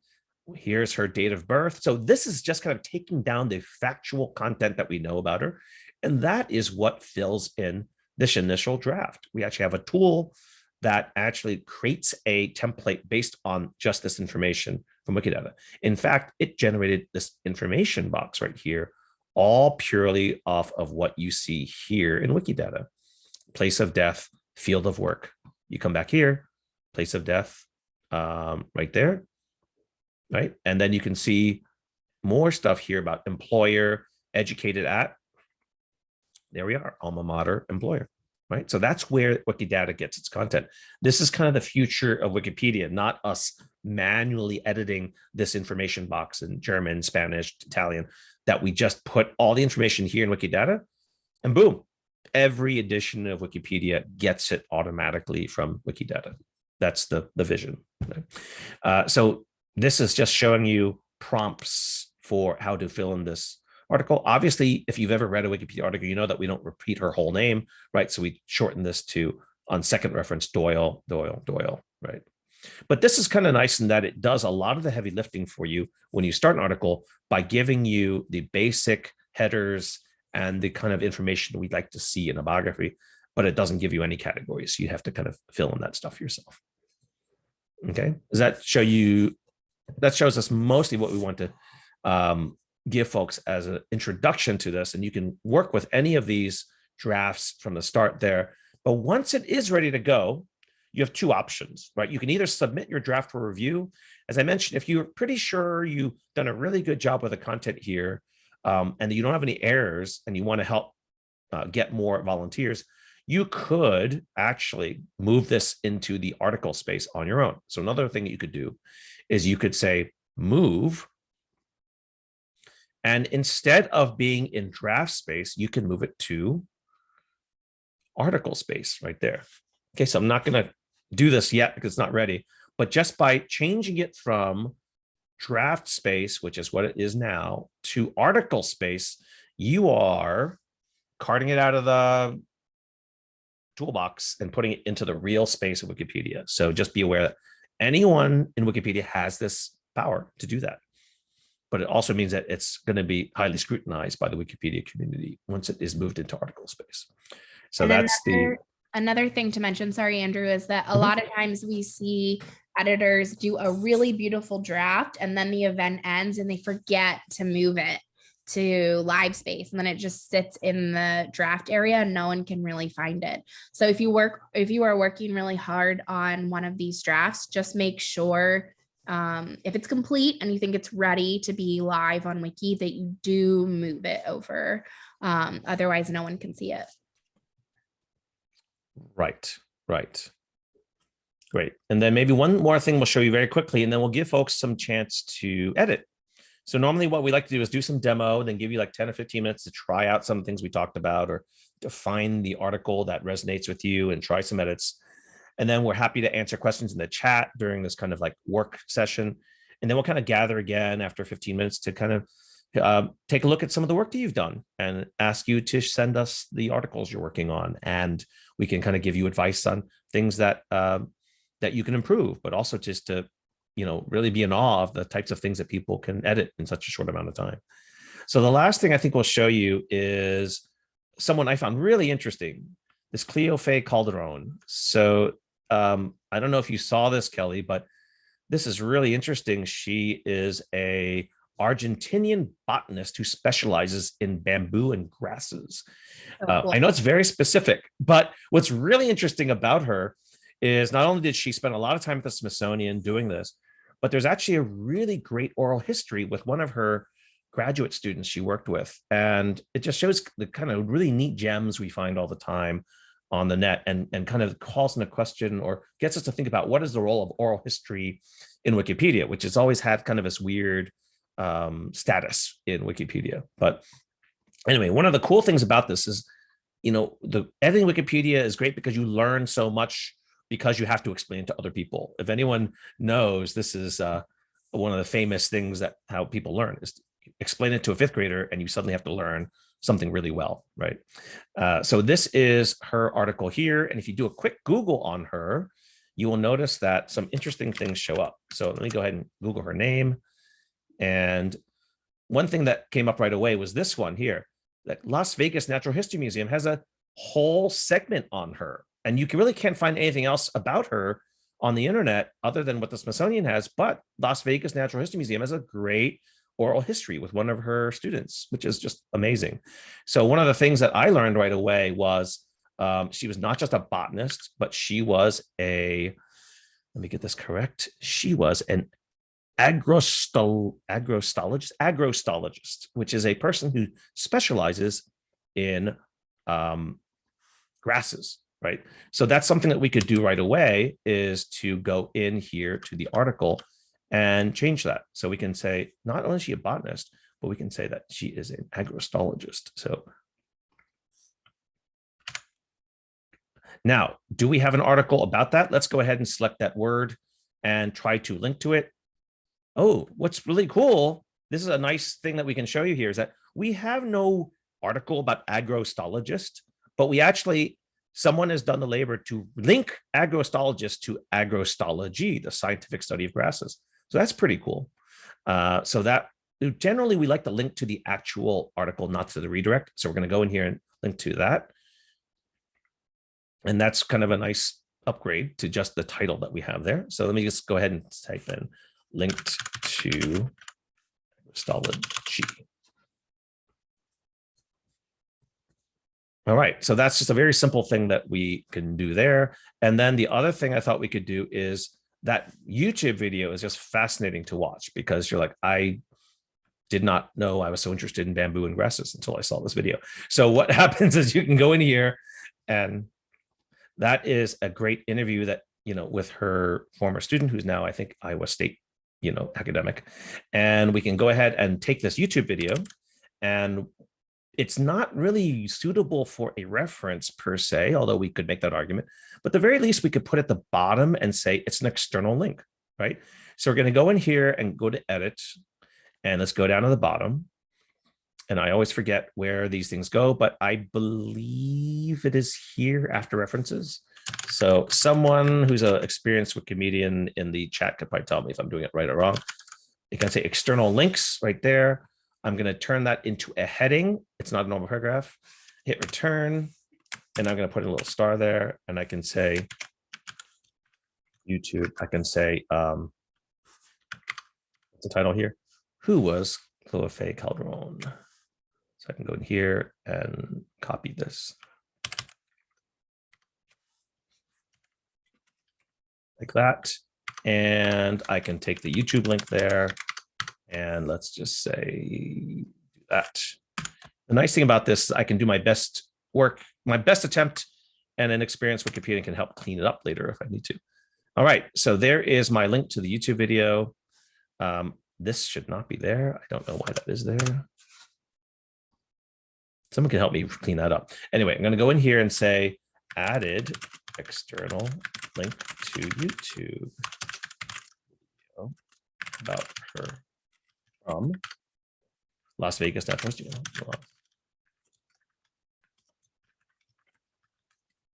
All right, so I've just upgraded the article in 2 ways, put a more formal title up there, and I've added external link, and this bullet is still wrong. Let me go ahead and change that very quickly.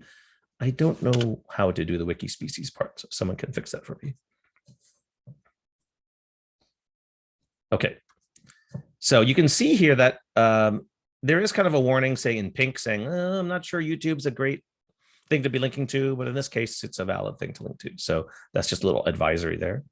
And that's kind of it. We showed you a bunch of different edits that you can make, just enhancing articles, adding new content, adding references, a lot of neat things that you can do. So yes, Jim says I can change inline to white species. Jim, I'm going to ask you to see if you can fix that because you're much better at that than I am, obviously. Go for it, Jim. Before we do break to let everyone edit for a little bit, I wanted to address, if we could, Andrew, 2 questions we've gotten in the chat. One about demoing again how you move from draft space to article space. Okay. And then also signing up once more on the Meetup page. And I do want to say that we're going to do a little bit of break, let everyone do some editing, as you come up with questions, we'll answer those and also demo them when we come back at 3 o'clock. We're going to also have some Smithsonian Libraries and Archives interns talking about their work on the Funk list, which will be really great to hear about the work that they've done in the space too.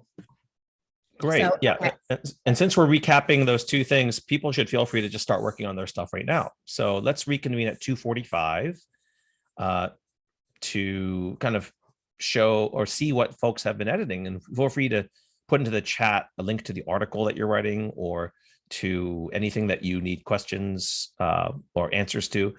But yeah, feel free to go off and work right now. And I'll show those 2 things again on how to move an article from draft to article space, and also how to sign up on the Meetup page. Okay, so feel free to not listen to this part because we're recapping, and start working on your content.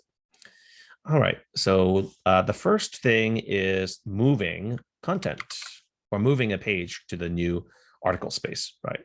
So let's choose another draft article just to take a look at another thing. So if we're looking at draft Alice Withrow here, here's the draft article, right?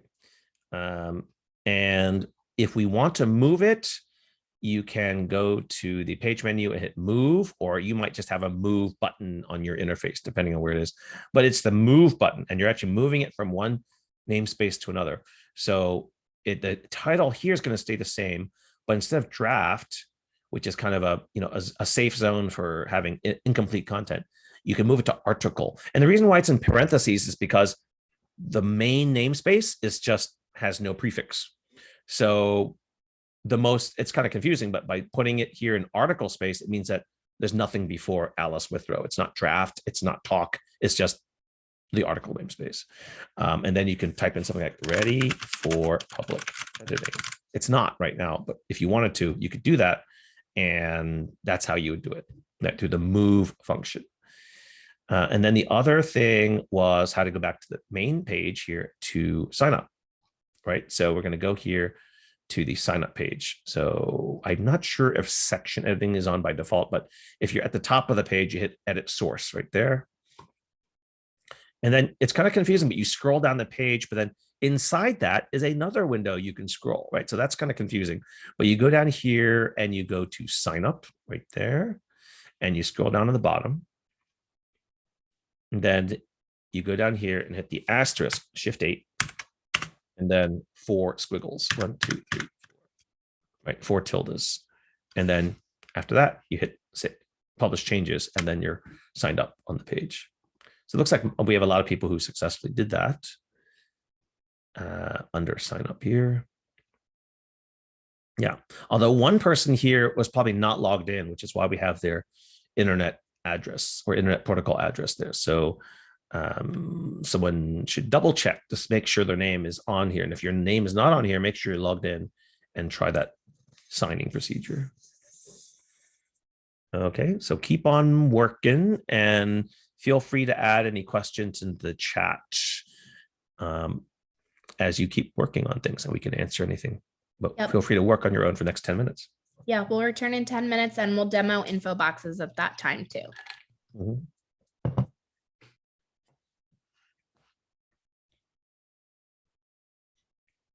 If you want, I will try to work on some articles as well, and people can watch if they are so interested.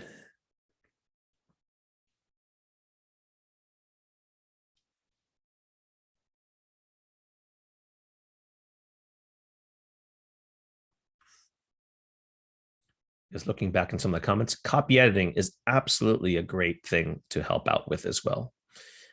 Believe it or not, we have some folks who all they do is copy edit, and not just copy edit, they copy edit one type of thing.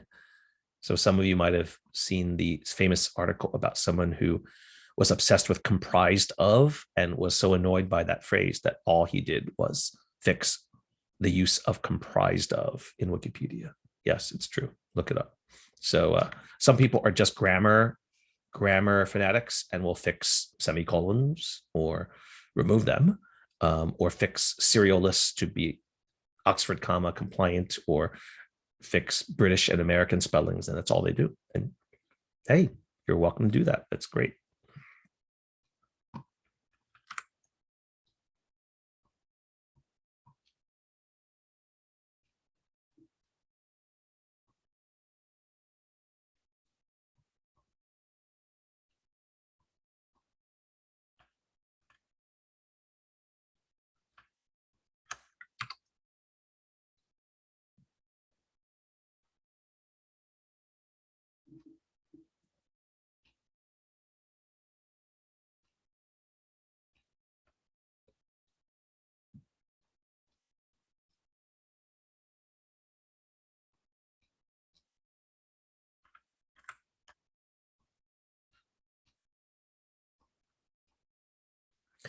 So some questions I'll answer while you folks are working.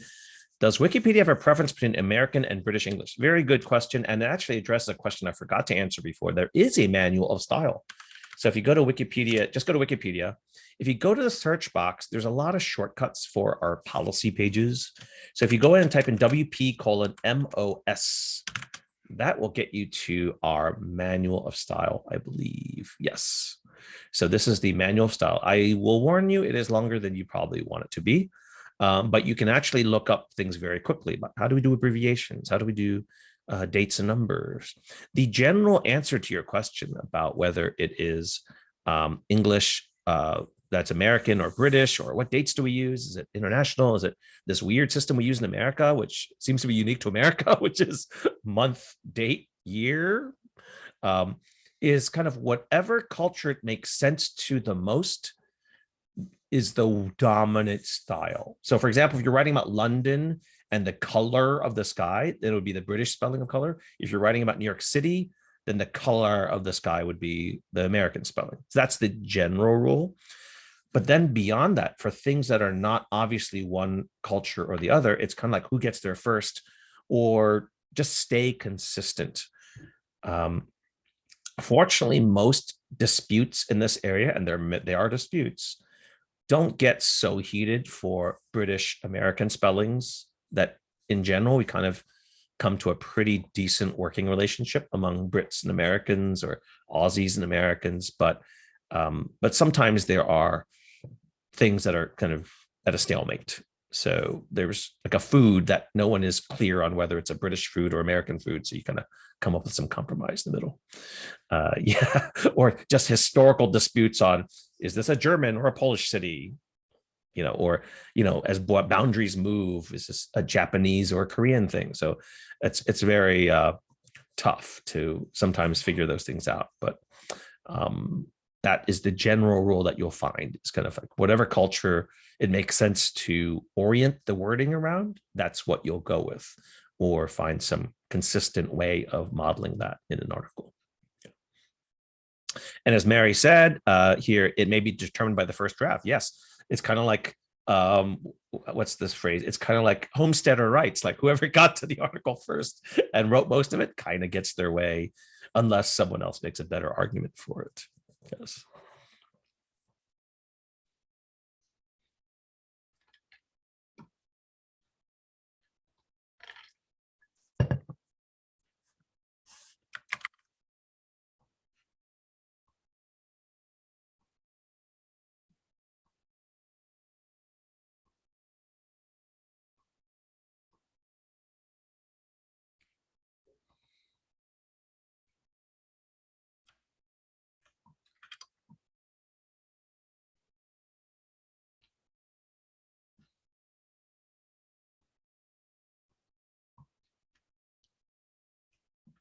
So we have about 5 minutes left on this kind of working sprint here. Feel free to, even now, feel free to send in the chat any links to articles you're working on if you want some feedback or some hints.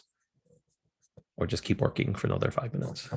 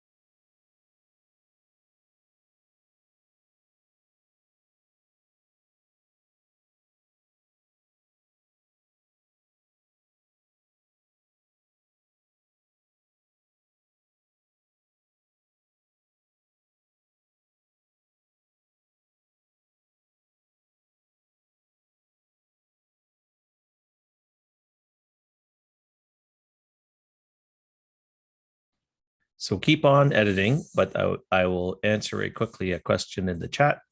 How to edit draft pages. Don't want to erase anything that is in Wikidata. So yeah, don't worry about erasing anything in Wikidata.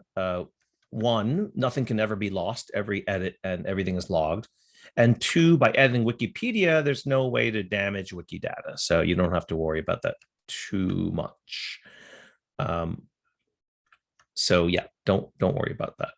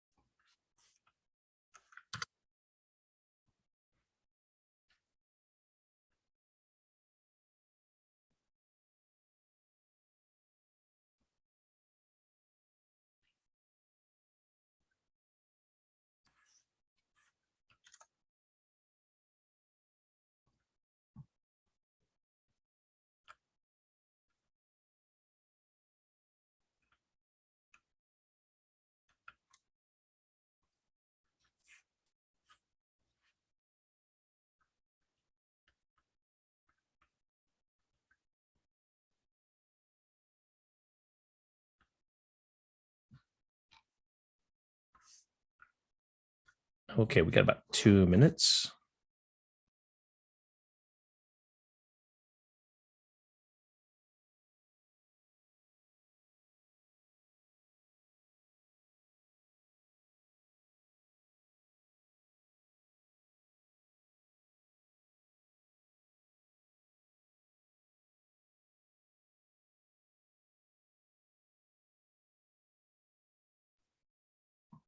To answer something that is in the Q&A, which I think Mariah and some other folks might be answering, yes, you can reuse citations. There's no need to reprocess them each time.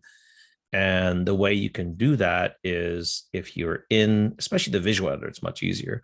If you're in the visual editor, you can actually, say insert a citation or click on cite, and you can say reuse, right? And you can reuse the citation, although I'm not sure why I can't reuse them there. Oh, interesting. Oh, I see.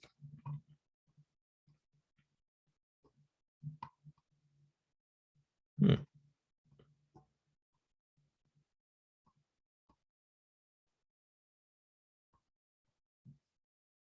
going to look into that there. Generated from R. Huh. I've never seen that before, generated from art. I don't know what that is. So you go take a look and see what that is. Oh, it's this special template there. No wonder. Okay. This is not the best example to use. But this is a good example of when source editing is helpful. When you can go back and see how things were inputted and get a little bit of a better view of what might be happening. Yeah, this is a different way of doing references that's not really standard.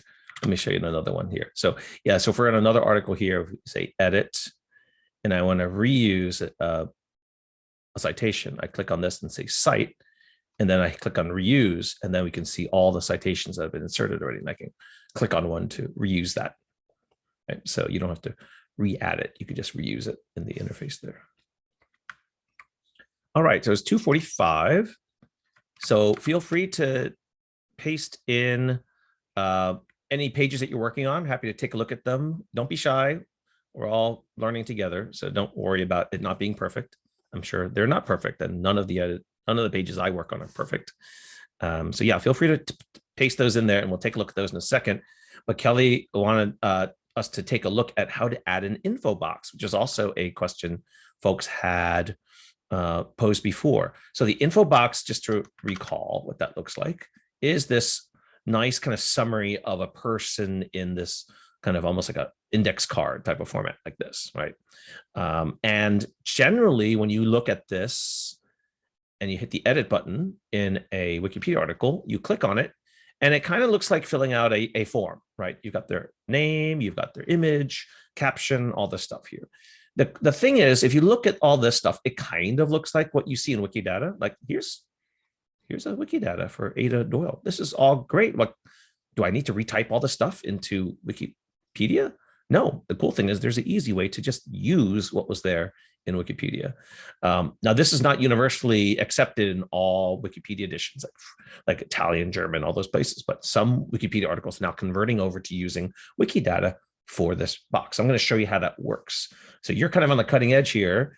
So if I go to edit, now, you know, the information box is in the upper right-hand corner, but what we're going to do is going to enter it right here. So when you can see the blinking cursor right here, I can go in and say, insert right here, a template. So a template is basically like a chunk of code that does other things in Wikipedia. So I go and see template, and the way we do this is we say info box person. Okay, and the reason why we can do this is that we have a special template that does this. Now, if we add this template, it'll ask you, okay, what's their name? What's their date of birth? All that stuff. Now, we can do better than this. So let's not do that. We can go in here and say insert template. We're going to say info box person, like that. But you can notice there's a Wikidata version of this. So you can actually go in here and say Wikidata. Let's grab from Wikidata. The only thing we need to do now is to say fetch Wikidata. It's kind of weird, but you say fetch Wikidata. And what do you want from Wikidata? We're going to say we want it all. Anything that's relevant to this person that goes in this template, we want to fetch it all. And it has to be all caps here. Once we say insert, look at this. Whoa, where did that come from? Well, it came from her Wikidata entry. So automatically we get Berlin, born, died in Georgetown. Well, which Georgetown? That's a good question. University of Texas, Austin, Harvard University, our alma mater. So the cool thing is we go to Wikidata. You will see, here's her Wikidata entry. Look at all this information we have. You can see Berlin, place of birth, place of death, Georgetown. This is one little annoying thing is that we don't know which, Texas. That was, I would have thought Georgetown is in DC. No, it's Georgetown, Texas. Let's see, what other things do we know? Field of work, National Museum of American History. So all that information has been brought into this information box right there. Hit publish changes, say add info box person using Wikidata. Right, publish changes. And that's cool. So the nice thing about this, if someone else comes in here and starts adding more information here, it'll automatically be reflected here in the info box in Wikipedia, which is pretty cool. So this is kind of potentially the future of Wikipedia, is centralizing as much common data that we know about a person here and reflecting that in the different Wikipedia editions. And that's how we can make a Wikidata info box in Wikipedia. Okay, hopefully that makes sense to folks. Yeah, and feel free to keep adding your links to the content you're working on into the chat. Now you notice that there is a little bit difference. Like notice these little pencil icons next to these things. Some people don't like this. I mean, it is kind of weird saying, wait, I'm used to seeing a Wikipedia article that doesn't have those pencil icons. I'm used to seeing something smooth and clean, and now I'm looking here. And what are these pencils? Well, the cool thing is you click on the pencils, you go straight to Wikidata and you can actually edit right there. But it can be confusing for folks who are not aware of this Wikidata connection. Okay. Let's see. Let's take a look at a few of these here. Let's first take a look at Carolyn Rose. Good. So the cool thing is if I were given this link, which I was just shown in the chat, and I want to see what changes have been made, I can actually click on view history right here. Okay, and you can see, oh, this is pretty cool. This page was created at 2:13 and 2 edits have been made right there. So Mariah made this January 11th, and then this user had made 2 edits to it, which is cool. If I want to see all the changes that have been made since its creation, I can click on cur. What that means, it shows all the differences between this version and the current version. So I'm going to click on that. And here are the diffs that show that. You can see here. Great. Good addition there. And then more information on career. This is nice. A lot of good additions. Got a citation. Excellent. Great work. And did a good job of eliminating these kind of boilerplate descriptions that are just not useful here. Great. Nice work. So this diff, or showing the differences between edits, is a really useful thing. So I could say either current, or I could say I want the difference between this version and this version, and then compare the selected version. So all kinds of neat things you can do to compare revisions in Wikipedia. Let's take a look at Mary Farnam Miller. Okay, it looks like what Jordan has been working on. Great. Wow, this is really good solid lead right there. Yeah, so you can see all these pencil icons. This is all being brought in from Wikidata right there. Really nice elaboration there. Nice. And look at all these nice references down here. So if I go to view history, I can look at the diffs. Wow, lots of nice edits there. So, you have different folks who are used to different types of editing styles. Some people like to make a small change, save, small change, save. Some people like to work for 5-10 minutes and save once. There's no right or wrong way to do it. You can see here, I'm a fan of the save small, save often camp, but there's more than one way to do it. It looks like there's 2 different folks who worked on it. And I don't think there was any edit conflict, but maybe you folks can correct me if I'm wrong. But this is nice to see some good additions to this article here. All right. Another draft article. So, a lot of folks are working on draft articles. Nice. Okay, great. Another example of filling in the top lead there. And we can take a look at the cur, which is the difference between the current and that. Nice. So here's another cool thing is I encourage you to not be afraid to say, I don't know how to operate everything, just put in a reference. That's fine. So look at this. So we have a reference here, and this is what we call a bare reference, right? That I just put in the URL. I just want to get it in there. So that's cool, because what you can do is you can hit the edit button here, and you can now click on the reference right here and kind of roll the dice and hit convert. I think Baltimore Sun works pretty well. Let's see. Hit convert. Okay, not bad. So it got the title, it got the publication. I said insert, and now at least I have a nice, nicely formatted thing there. So I go in here, and I can actually start to repair some of the stuff. So let me go ahead and hit publish changes. I can say converted reference. That.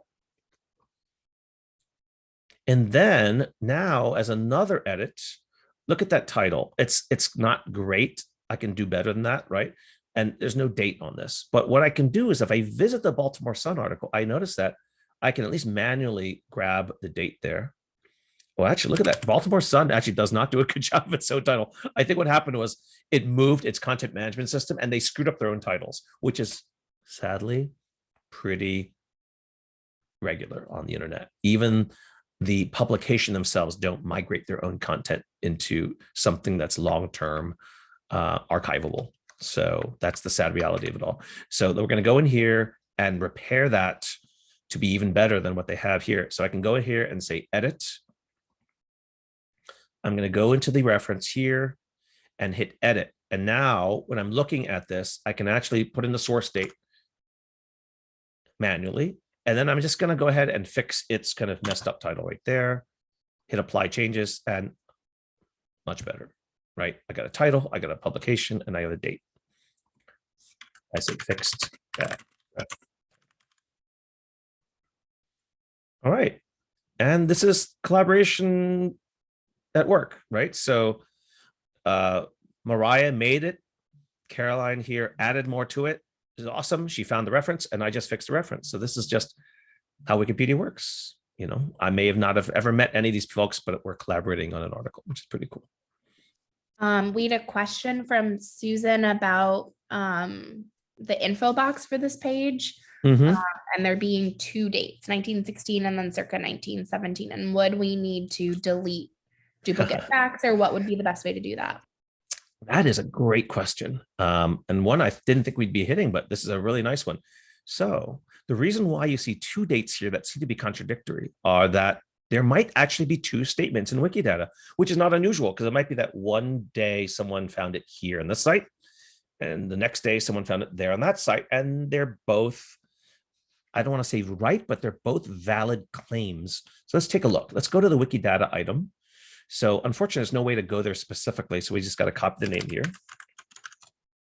I think there is an easier way to do this, but I'm just going to go in here and say Carol F. Jopling, right? So here's our Wikidata. I bet you there's 2 entries here. Let's go take a look. Aha, look at this.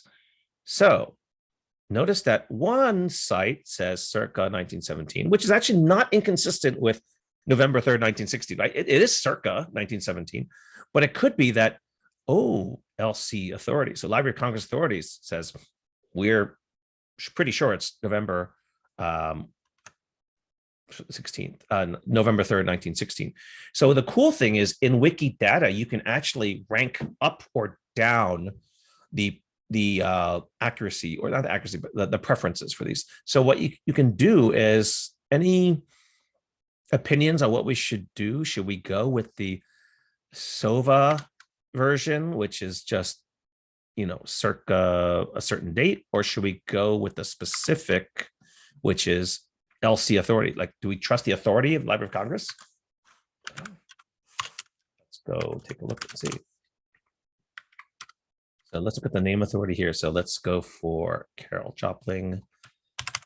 Not that we necessarily will find proof positive here, but name authority.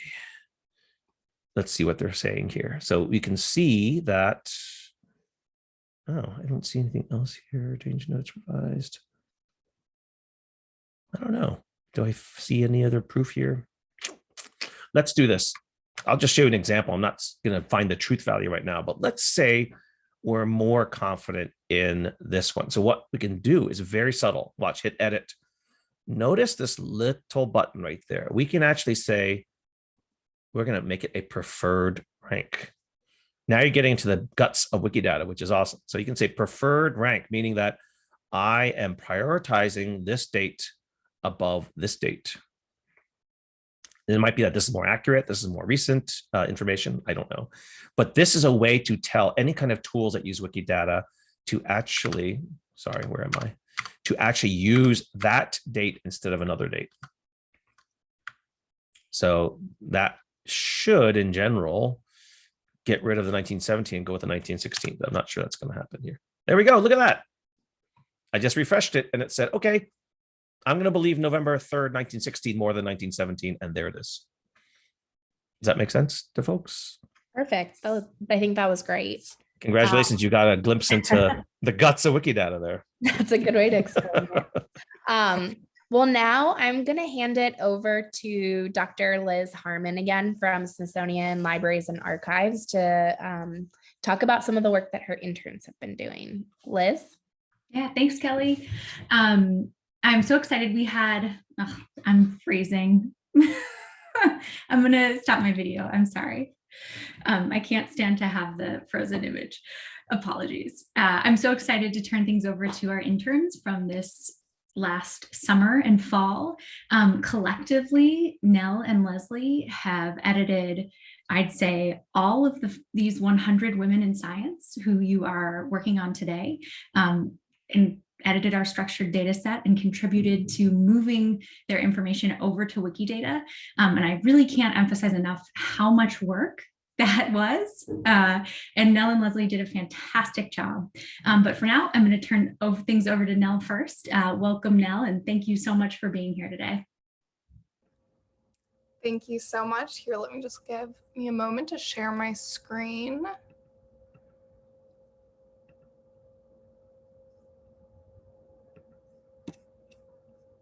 Okay, awesome. Can people see my screen or no?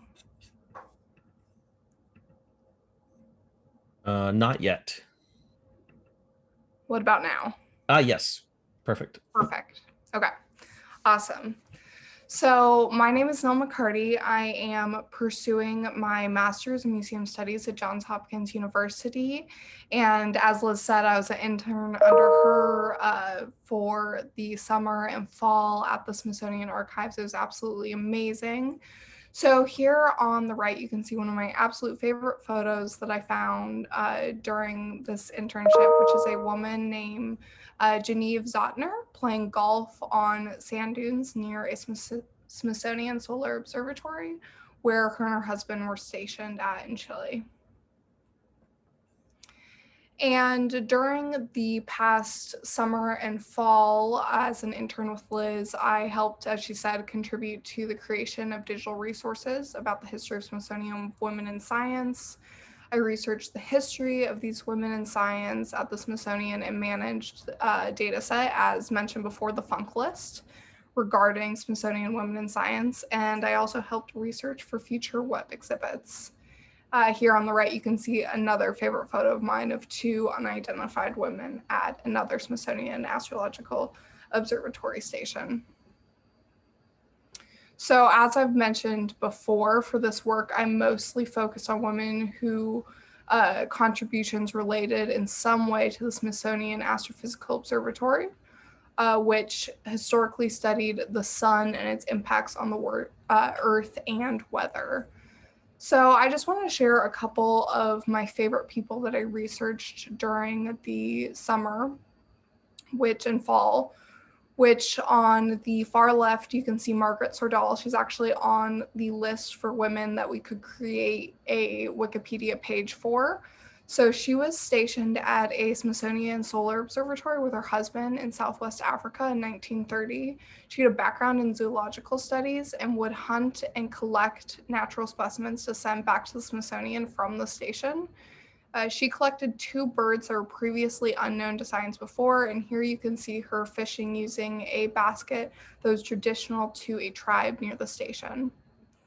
And then on the right, there's a woman named Nancy Pritchard, who was hired as a human computer in the late 1930s and would make computations about the solar observations.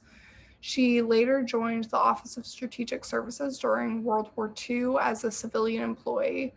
After her training with OSS, they stationed her in Cairo, Egypt. Another thing that I absolutely love learning about her and other women at the Smithsonian Astrophysical Observatory was her dedication to women's suffrage work. So I could go on forever about all of the women I researched. All the women on this list were incredible, and I could go on for hours, but I'm just so happy to be a part of this. It was so fun finding the research and the data that could be used for Wikidata and now can be used for Wikipedia, and I am just so grateful to be a part of it. Thank you.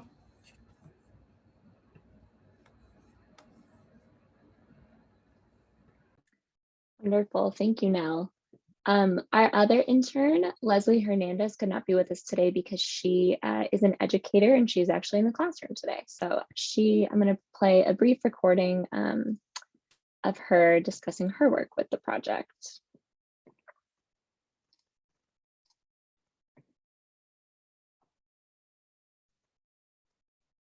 Ooh, I don't think we're hearing the audio there. Ooh, no audio? Okay. Hold on just a second.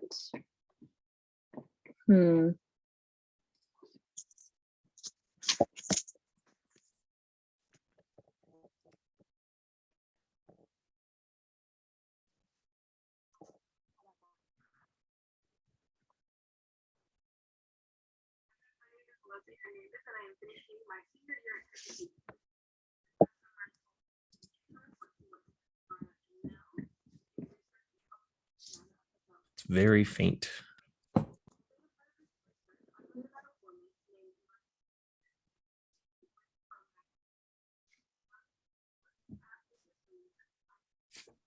Yeah, we're not really hearing the audio at this point. Okay. Sorry about that, everybody. Let me go ahead and pause sharing for a second. Okay. Thanks for your patience.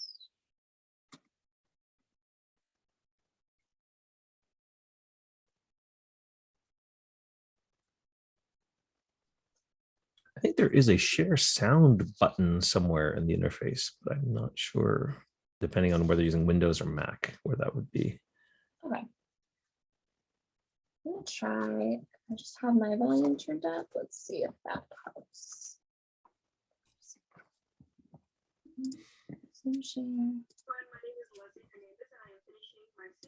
Is that better, Andrew?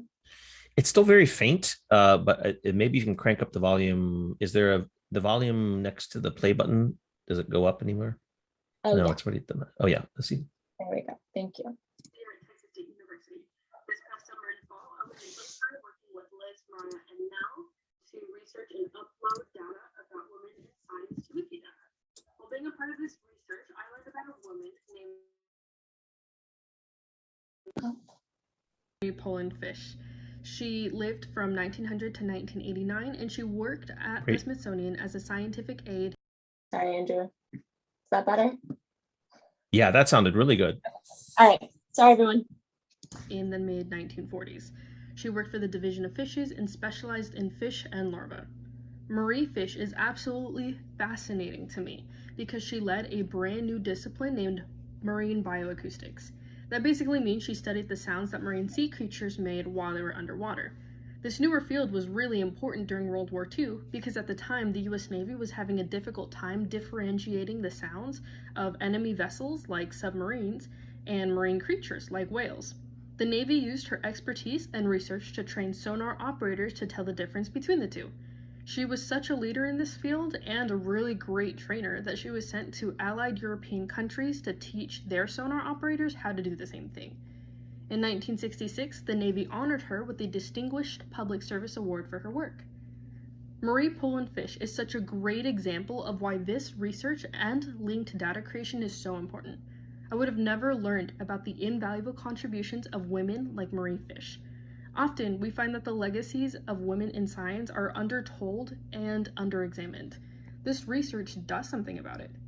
The research brings the voices and stories of women in science to the forefront of public history. It addresses the well-known disparity in recognition that women face for their scientific contributions. Linked data creation using Wikidata is a way to make the information and legacies of these women more accessible. Linked data can make the research machine readable while providing consistent, reliable resources. While I can't attend this edit-a-thon in real time, I want to say thank you to everyone involved. Thank you for being a part of this effort and for taking concrete steps to highlight the amazing contributions of Smithsonian women in science. Awesome. Hello everyone, my name is Leslie. All right, yes.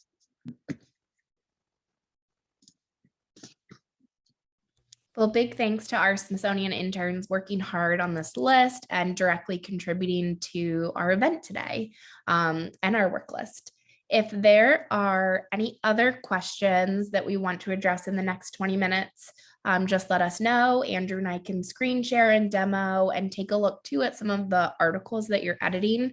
So please feel free to put in any questions, things you want us to demo, or articles you're working on and want us to take a look at into the chat.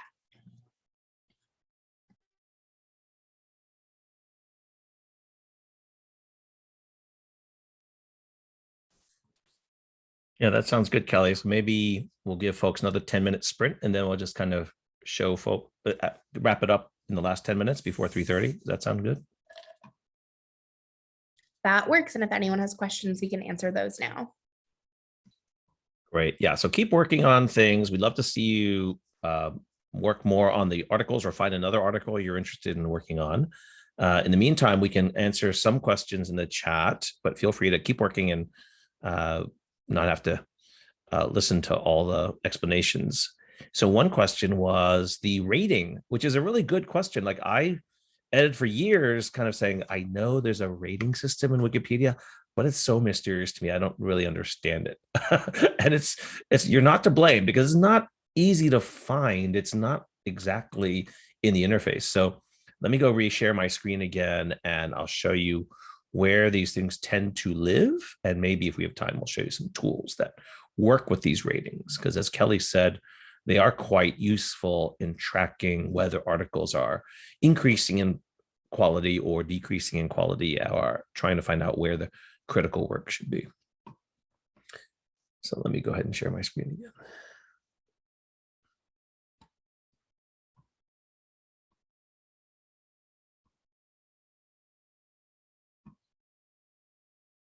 Okay, so hopefully you see my screen.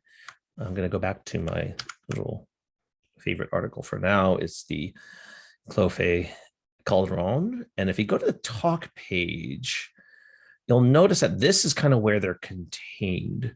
So the talk page of an article is where typically you'll find people discussing things. Now, since this is fairly new, there's no discussion yet. Maybe I'll show you very quickly what a discussion looks like if we can find one here. Do we have one here? No, these are very new. Let's find one more that we might have. Oh, these are probably a good one to start with. Talk page, Claudia Alexander. Yeah, so you can see here, this is a talk page of Claudia Alexander. You can see the rating here, which is a C class, which is, you know, that's about the average quality. Literally is like C on a grading scale. Means not great, but it's not terrible. It's got enough to learn something from. It doesn't mean that it's, you know, 2 grades away from being accurate. It just means that it's got some work to do on it. But you can see that associated with the rating, it's also putting in the projects that it might be interesting to.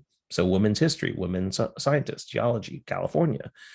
So this is another way to increase discovery of articles in Wikipedia, to associate them with a wiki project, right?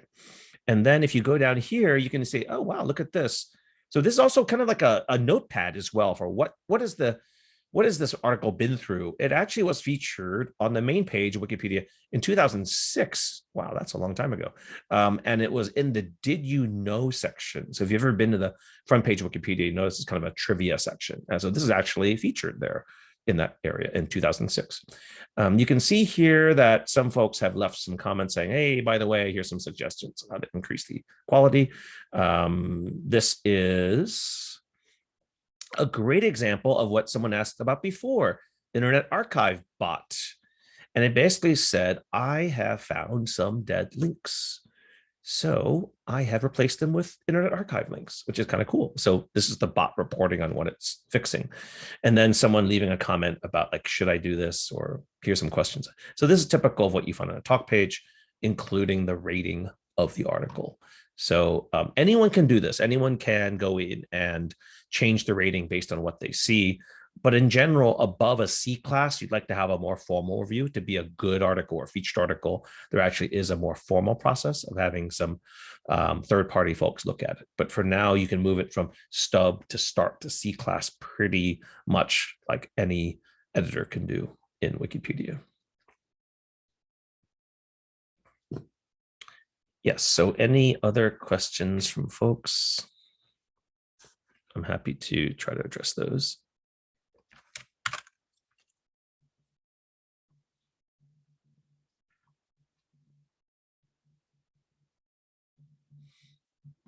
Andrew, while we're waiting for some final questions to filter in, do you want to show on the Meetup page at the very bottom, Mariah and Liz compiled some resources in general for editing about women in science at the Smithsonian that I think if anyone wants to continue editing in the future, these are really great resources for this project. Yes, absolutely. That's a great plug for these resources for editing. One that is very useful is, oops, I think we got to get rid of that www here. If you go to collections.si.edu, This is a collection search. And the nice thing about this is if you go in here and say, let's say we're going to look for something related to her. If you go in here and you look for content, it'll look across all the Smithsonian units. You can see there are some specimens here that are related to stuff that might have been useful for, or outputs of Calderon.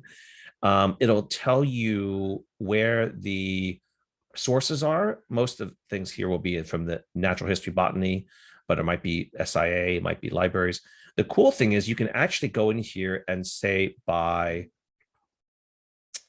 different options here, right? So you can even go in through and you say, return results with CC0 media. This is very useful for Wikimedians saying, hey, this is great. If I click on this, I'm guaranteed that what comes back here is going to be uploadable to Wikipedia. You can see here, any of these specimens here are CC0. You can notice it right there. It says CC0. So actually they're ready to be uploaded to Wikipedia. And we're trying to find better ways than kind of onesie, twosie uploads. We're trying to make a tool so that you can upload entire collections in one click. But this is kind of neat that anything you're searching for at the Smithsonian, you can just click on only return results with CC0 media, and you're assured that that is uploadable to Wikimedia Commons, which is pretty cool. So there is the collection search. And then we also have the biodiversity heritage library. So you can actually go in here to BHL and look for content here. And this is a great resource to have for looking for things by year and, you know, for specific folks or specific collections. So that is a great resource to have there. And then down here, the Astrophysical Observatory, you know, here is another great search engine for you to do that. I don't know if this one has the CC0 option, but let's see if we have here. I don't think this has the license option there, right? So original format. So there's all kinds of cool things you can do here with filtering and searching for dates and for fields. And then Chronicling America. This is Library of Congress. Great project from Library of Congress here.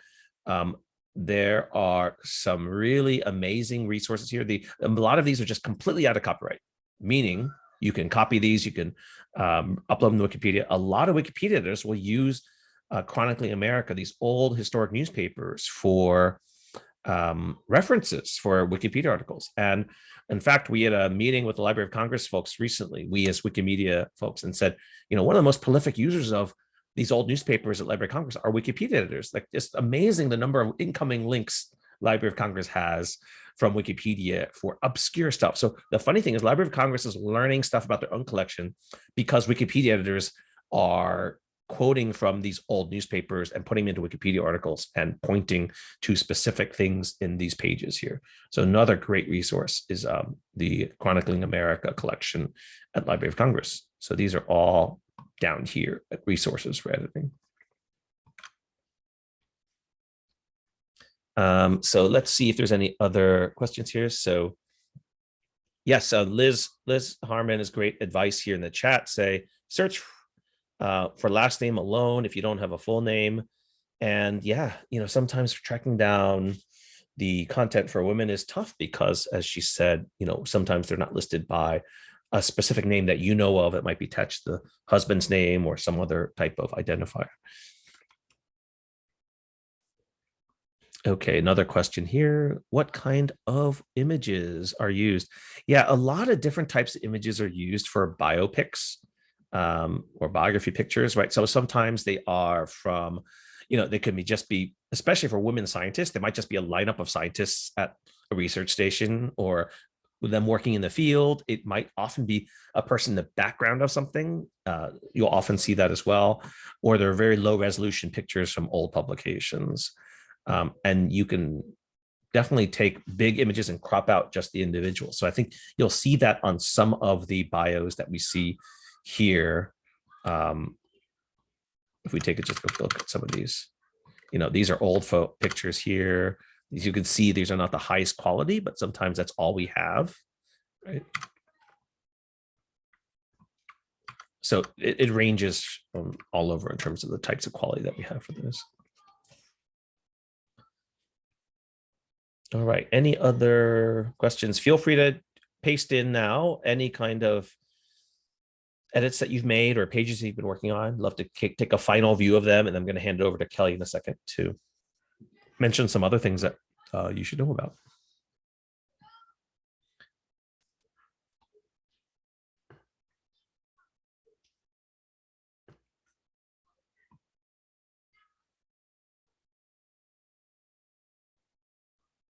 Just bringing up some of the links that Nell has put in here, which are really cool.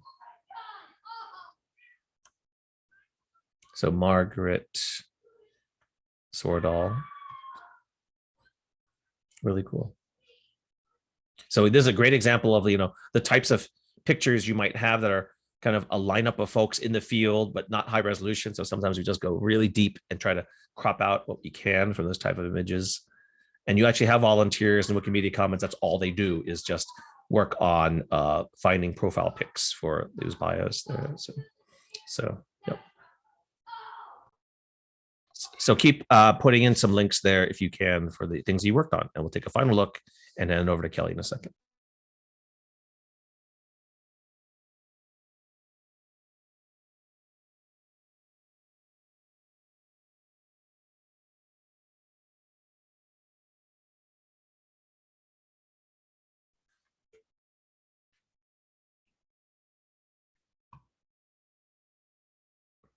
Okay, so we're going to take a look at one more here. This is Mildred Mott-Weddle. You can see some of the stuff that's coming in from Wikidata. Plains Archaeology and Ethnohistory, very cool. And a reference there, that's great. So if I want to take a look at the diffs, I can go down here and look at the current diff there. That's great.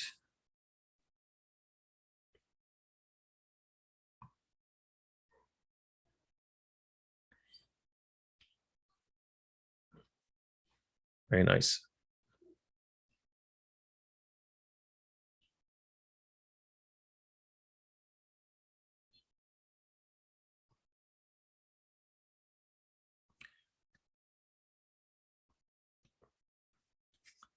All right. So Kelly, I'm going to hand it over to you so you can let us know about future things that we should know of.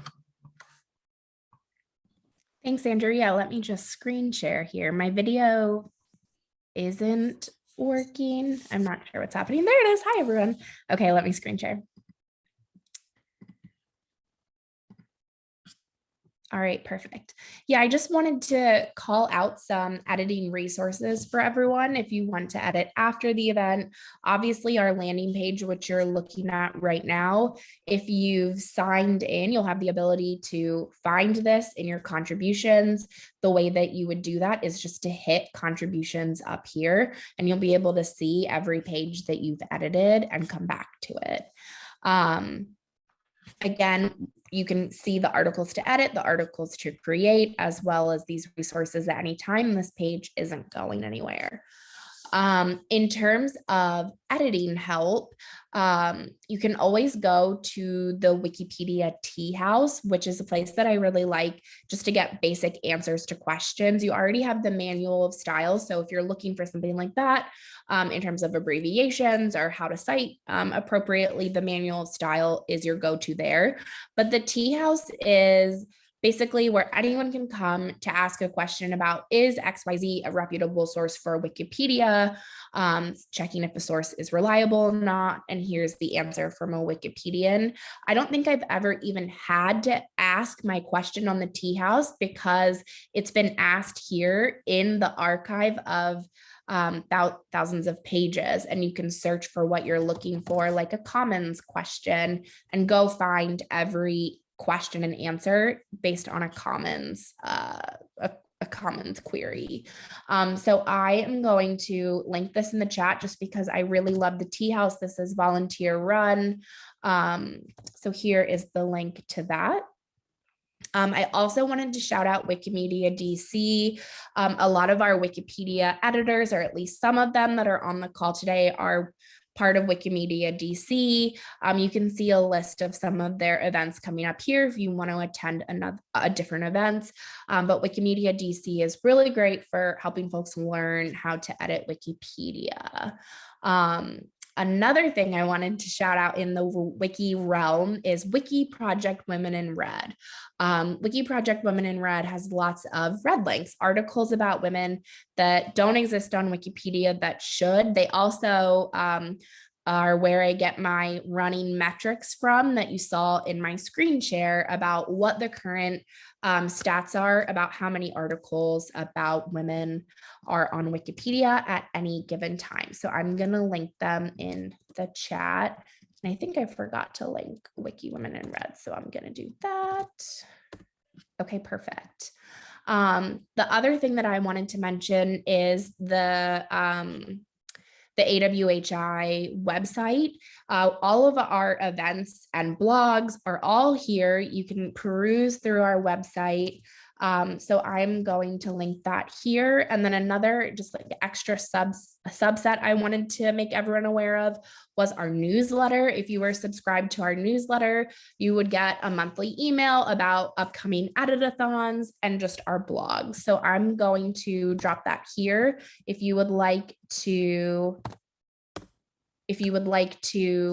register for our newsletter. And yes, as Liz is pointing out in the chat, AWHI is American Women's History Initiative. I'm sorry that I fall back into speaking in acronyms. And then what else was I going to point out? I think I just wanted everyone to be aware again of these amazing resources that you can come back to. In addition, if you want to add your outcomes to this Meetup page, please feel free.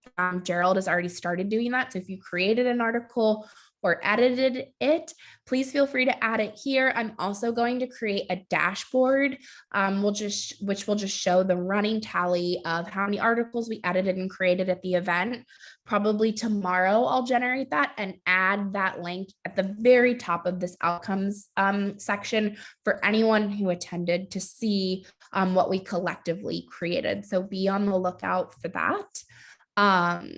And then lastly, just wanted to link the Smithsonian Institution Archives website right here for anyone who wants to look for more resources or blogs. Also, please look through some of the blogs that Nell put in the chat. Those will be really great to look through to learn more about how all of this work is constructed.